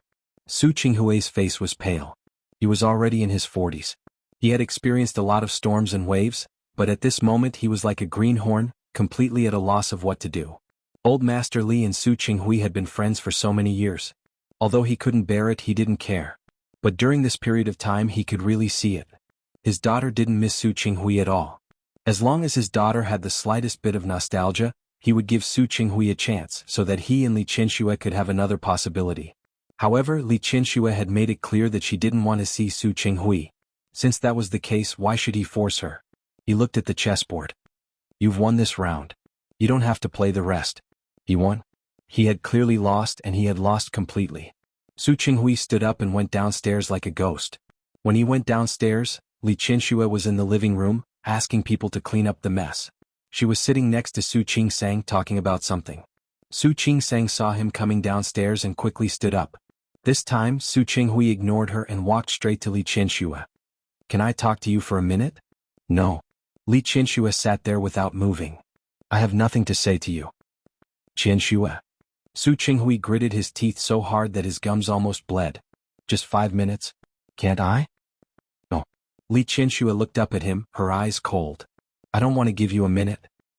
His heart felt like it had been pierced by another arrow. Su Qinghui's voice was pleading. Qianxue, you, sister. Su Yusin had just come back from sending a guest. She didn't know how long he had been in the room, but he looked at Su Qingsang. You just came back yesterday. I forgot to give you a present. Come upstairs with me to get it. Su Qingsang glanced at him. Even if he didn't call her, she was going to leave. Mom, take a seat first. I'll go upstairs to get the gift. Su Qingsang followed Su Yusin upstairs. Before leaving, Su Yusin glanced at Uncle Zhang and motioned for him to ask the servants in the living room to leave first. Uncle Zhang was also very perceptive. With a wave of his hand, the rest of the people left. Li Qianxue sat there, feeling a little stifled. She looked at Su Qinghui and said, Su Qinghui, are you very proud now? He had been away from home for so long, yet there were still people who stood by him? Qianxue, I feel very uncomfortable right now. Su Qinghui couldn't be smug in front of her at all. Really, I feel very uncomfortable. The assets you get after our divorce should be enough for you to find a good hospital, right? Li Qianshue's words were rather blunt. Or, have you already spent all your money in just 2 months? It's okay, I can still afford it. Go ahead. How much do you want? She was treating Su Qinghui like a beggar. Su Qinghui clenched his fists, and his voice was low and hoarse with bitterness. Qianxue, I'm not here to ask you for money. Then what do you want? Li Qianxue turned her face to look at him with an impatient expression. Don't say that you regret it. After you left me, you suddenly realized that you fell in love with me, so you want to get back together with me? Su Qinghui was rendered speechless by her words and couldn't continue. What could he say? Could he say that he wanted to get back together with her? What he could say was that he only realized after losing her that he fell in love with her, couldn't live without her, and wanted to start over with her. Qianxue, don't be like this. I do regret it. Qianxue, I'm sincere to you, Su Qinghui. Li Qianxue stood up and stared straight at his face. Her gaze was cold and filled with disdain. Can you be more shameless? Qianxue? In order to return to the Li family, you really can tell any lie?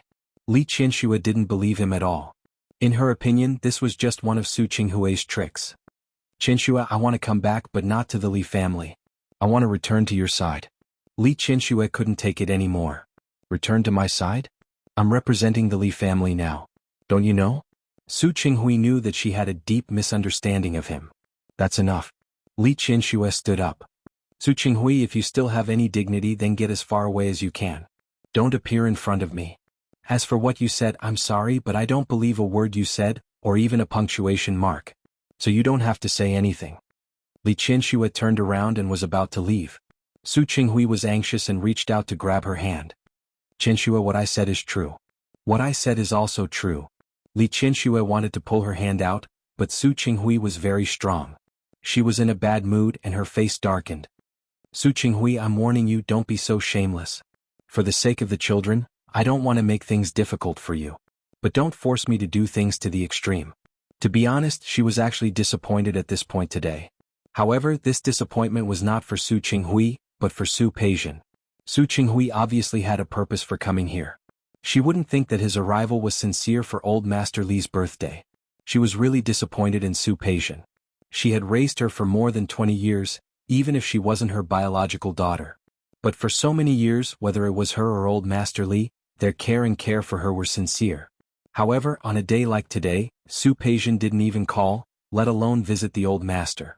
Su Peijian was indeed Su Qinghui's daughter. She inherited the cold side of his personality. No matter how good he was to her, it was useless. Li Qianxue didn't want to think of the daughter she had raised. She didn't want to admit it, but she couldn't control her emotions and think in that direction. Qianxue. Su Qinghui only realized today that as long as Li Qianxue said a casual word, she could hurt him. His status had changed and his role had changed. He seemed to finally understand his thoughts at that time. Was this how she had felt when he had treated her so coldly all those years ago? Don't call me. Li Qianxue didn't want to be entangled with this person here. It was meaningless at all. I heard you call my name and I felt disgusted. Su Qinghui was hit by another arrow. He almost couldn't stand. He staggered and took a step back. Qianxue, don't say that you really fell in love with me. If this is your love, then your love can only make me feel disgusted and disgusted. Li Qianxue looked at his pretense and didn't give him a minute. She turned around and left. Su Qinghui was left standing there, watching Li Qianshue's back disappear around the corner of the stairs. He felt that because of Li Qianshue's words, he had been hit by arrows again and again. He sat down and supported his head with his hands. He felt a swelling pain in his eyes and something almost wanted to rush out of them, but he restrained himself. So, Qianxue, do you hate me this much? Although he knew that this was what he deserved and that it was his own fault, Su Qinghui still felt hurt. Su Qingsang waited for a long time. When she came down from upstairs, she was holding a small box in her hand. She wasn't surprised to see that Su Qinghui was left alone. She went forward and sat down next to Su Qinghui. Su Qinghui thought that Li Qianxue had returned. When he raised his head, there was a faint expectation in his eyes. When he saw that the person who came was Su Qingsang, his eyes darkened again. This reaction was too obvious. Su Qing-sang was really sure of Su Qinghui's feelings now. It turned out that he really fell in love with his mother after he divorced her. Or perhaps it wasn't like any more but love? That. Su Qing-sang handed him the box in her hand. This is a gift I bought in Rong City. I originally wanted to give it to you in 2 days. Su Qinghui looked at the box and then at the sincerity in Su Qing-sang's eyes. He felt something hit his heart. There was a muffled, dull pain. He remembered that every time his daughter went out, she would buy gifts for her family. It wasn't necessarily very expensive, but it was her heart. However, every time she gave something, it would be thrown away by him or Li Qianxue. Qing-sang. Su Qinghui thought of how he had neglected and ignored Su Qing-sang for so many years. But now, Su Qing-sang had been helping him and even preparing gifts for him. Dad. Li Qianxue was angry, and her hatred hadn't dissipated. Therefore, she didn't notice how passionate Su Qinghui's eyes were, nor did she care that Su Qinghui's eyes were full of love when he looked at her. Qing-sang. I'm sorry I used to, Dad. Su Qing-sang wasn't there to listen to Su Qinghui's apology. Besides, he had already said, May I ask, are you really in love with Mom? Su Qinghui was stunned for a moment. He looked at Su Qing-sang with a bitter expression. You don't believe me either? He knew that he was wrong. He also knew that his past behavior was indeed a bad record. However, until today no one was willing to believe his words, and no one was willing to stand on his side. This made Su Qinghui depressed. He was also annoyed, but more than that he felt bitter. No, I believe you. In fact, Su Qing-sang had guessed it a long time ago. If Su Qinghui really didn't love Li Qianxue, he would have divorced Xiang Kaiping after she appeared. After all, if he really loved Xiang Kaiping as much as he said, he would have been with her a long time ago. Secondly, if he really loved Xiang Kaiping that much, why would he be threatened by Li Qianxue to marry her? Qing-sang? I believe you. Su Qing-sang thought of Li Qianxue's expression just now. She reached out and put her hand on Su Qinghui's arm. Dad, I believe that you really love Mom. Su Qinghui was a little emotional. He didn't expect that the person who would believe him now was the daughter he had never cared about.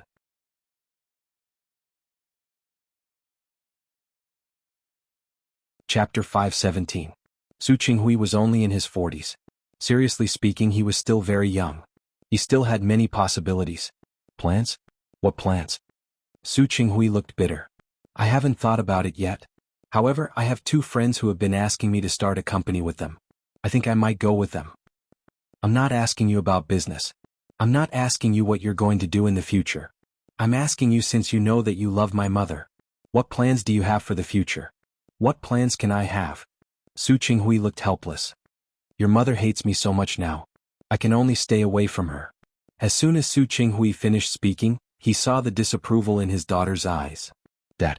Su Qing-sang really felt strange. How did Su Qinghui, who had such a low EQ, become the general manager of Li Group for so many years? Don't tell me you're really willing to never see me again? What else can I do? Your mother hates me so much now. Didn't you hate her too? You even swapped me with Su Peijian because you hated her. After saying that, Su Qing-sang realized that her attitude was not right. She cleared her throat. Dad, I don't blame you. I mean, if my mother wanted to, she could have spent more than 20 years softening you up and making you fall in love with her. Why can't you spend the rest of your life begging for my mother's forgiveness? Su Qinghui looked at Su Qing-sang in a daze, almost unable to understand what she meant. Was she trying to give him an idea? Dad, think about it. You're only in your 40s this year. If you live to be 100 years old, you still have more than 50 years left. Are you really willing to have my mother disappear from your life? Are you really willing to be a stranger to my mother and never see each other again? Su Qing-sang's eyes were clear and full of sincerity. Su Qinghui was almost bewitched by her words. You mean, if you think that my mother's reaction today made you feel bad, you should give up? Then is your love for my mother real? Why is it that my mother can spend decades being ignored by you, but she still thinks of you and loves you wholeheartedly? Since my mother can spend such a long time to move you, then why don't you do it? You can take that long to move her. Even if my mom really didn't want to forgive you in the end, at least you tried. Su Qing-sang really thought so. Don't you think that even if you fail in the end, you still have a chance? But at least you've tried, right? At least you won't regret it. Not to mention you're just doing what my mother did before. Humans are not plants, they are not emotionless. During this time, Su Qing-sang had gotten to know Li Qianxue better. She believed that as long as Su Qinghui showed his sincerity to Li Qianxue, he would be happy. Li Qianxue would always be touched by him. Even if he couldn't, he should at least give himself a chance, right? Hearing Su Qingsang's words, Su Qinghui's expression suddenly became eager. But after the fervor, it turned into bitterness. What's the point? Your mother doesn't even want to see me now. She doesn't want to see you. You have to create opportunities for her to see you. As for why she's so resistant to you, didn't you also resist my mother for decades? Su Qinghui didn't say anything. For the first time he looked at Su Qingsang with a new and completely different gaze. She was his daughter. He had neglected her for many years and had almost never given her a trace of love. But it was this daughter who was still willing to give him ideas and think for him in his current situation. Waves of warmth surged in his heart, and emotions of gratitude surged in his heart. There was also a faint sense of guilt and self-blame. Su Qingsang's words stopped there and she didn't want to say more. If Su Qinghui wanted to, he naturally knew how to get Li Qianxue back. If his love was just lip service, then it didn't matter whether he worked hard or not. After all, Li Qianxue was still young. If she left Su Qinghui, a man who didn't really love her, she still had a chance to find another man. It was also a good ending for both of them to be happy. Qingsang. Thank you. Su Qinghui thanked Su Qingsang sincerely. By now he could no longer simply treat Su Qingsang as a child. She was not only a daughter who had been neglected by him, but also an adult who had grown up, matured, and had her own independent thinking and opinions. Dad. Su Qingsang smiled. You're my dad. You don't need to thank me. She said that she didn't need to thank him, but Su Qinghui was really grateful to this daughter. She didn't resent him for being changed. Instead, she could even care about him. He looked at Su Qingsang and thought of his other daughter, Su Peixian. He had doted on Su Peixian for so many years, but what did Su Peixian do? Until now, she hadn't even called him or sent him any news. From the looks of it, it seemed that she didn't want him, her father. In comparison, he was not as good as Su Qingsang. Su Qingsang said these words today. Although it couldn't be said to be enlightened, it really gave him some confidence. Su Qinghui didn't say that he didn't know what he should do. He knew, but at this time Su Qingsang's words were undoubtedly the greatest encouragement to him. I didn't do anything. Su Qingsang smiled. She knew that Su Qinghui had already made up his mind. He just needed someone to help him again. Su Qinghui looked at the smile on Su Qingsang's face and suddenly reached out to hug her. This time, it was Su Qingsang's turn to be stunned. Su Qinghui had never hugged her since she was a child. Su Qinghui's eyes were slightly warm. This was his daughter. He quickly let go of his hand. He felt a little uncomfortable seeing Su Qingsang's shocked expression. Qingsang, I know that when you married Hu Jinyao it was also an accident. Although my current ability can't be compared to Chanyu Group, if one day he makes you feel wronged you must tell me. I will definitely teach that brat a good lesson. Dad. Su Qingsang now knew why Su Qinghui and Li Qianxue were together. With such a domineering and protective manner, was this really the only one in the family and no other branch? Don't worry. Hu Jinyao is quite good. Su Qinghui didn't say anything. He could more or less tell whether Hu Jinyao was good or not. At this moment he was a little envious. Hu Jinyao was much better than him in this regard. From the beginning he had a clear goal and knew what he wanted. On the other hand, he had been muddle-headed for so many years before he came to his senses. In comparison, he was really too inferior to Hu Jinyao.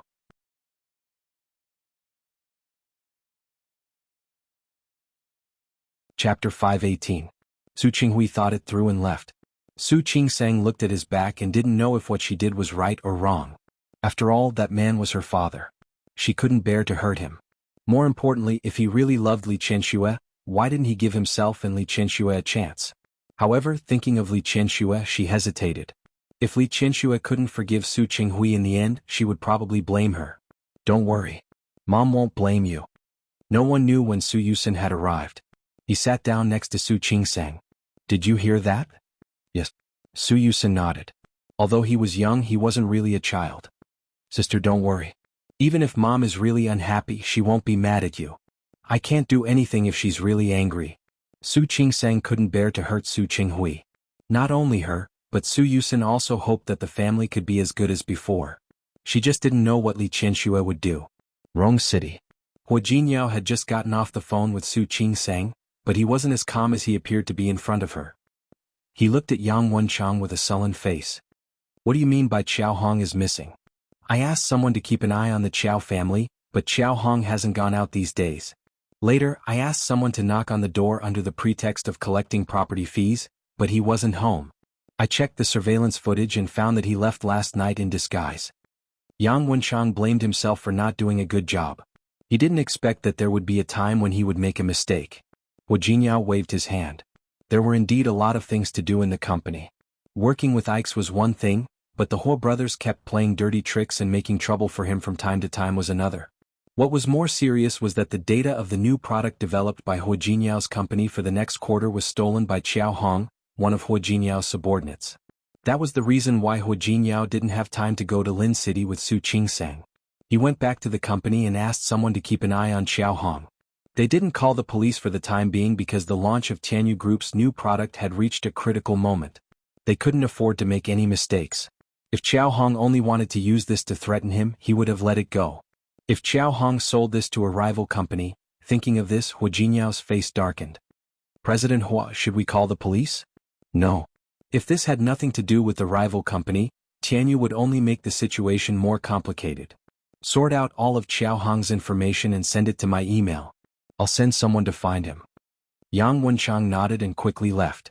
Hu Jinyao took out his phone and started to make a call. Someone knocked on the door. Hu Jinyao thought it was Yang Wenchang, but it was Ding Qing. President Hua.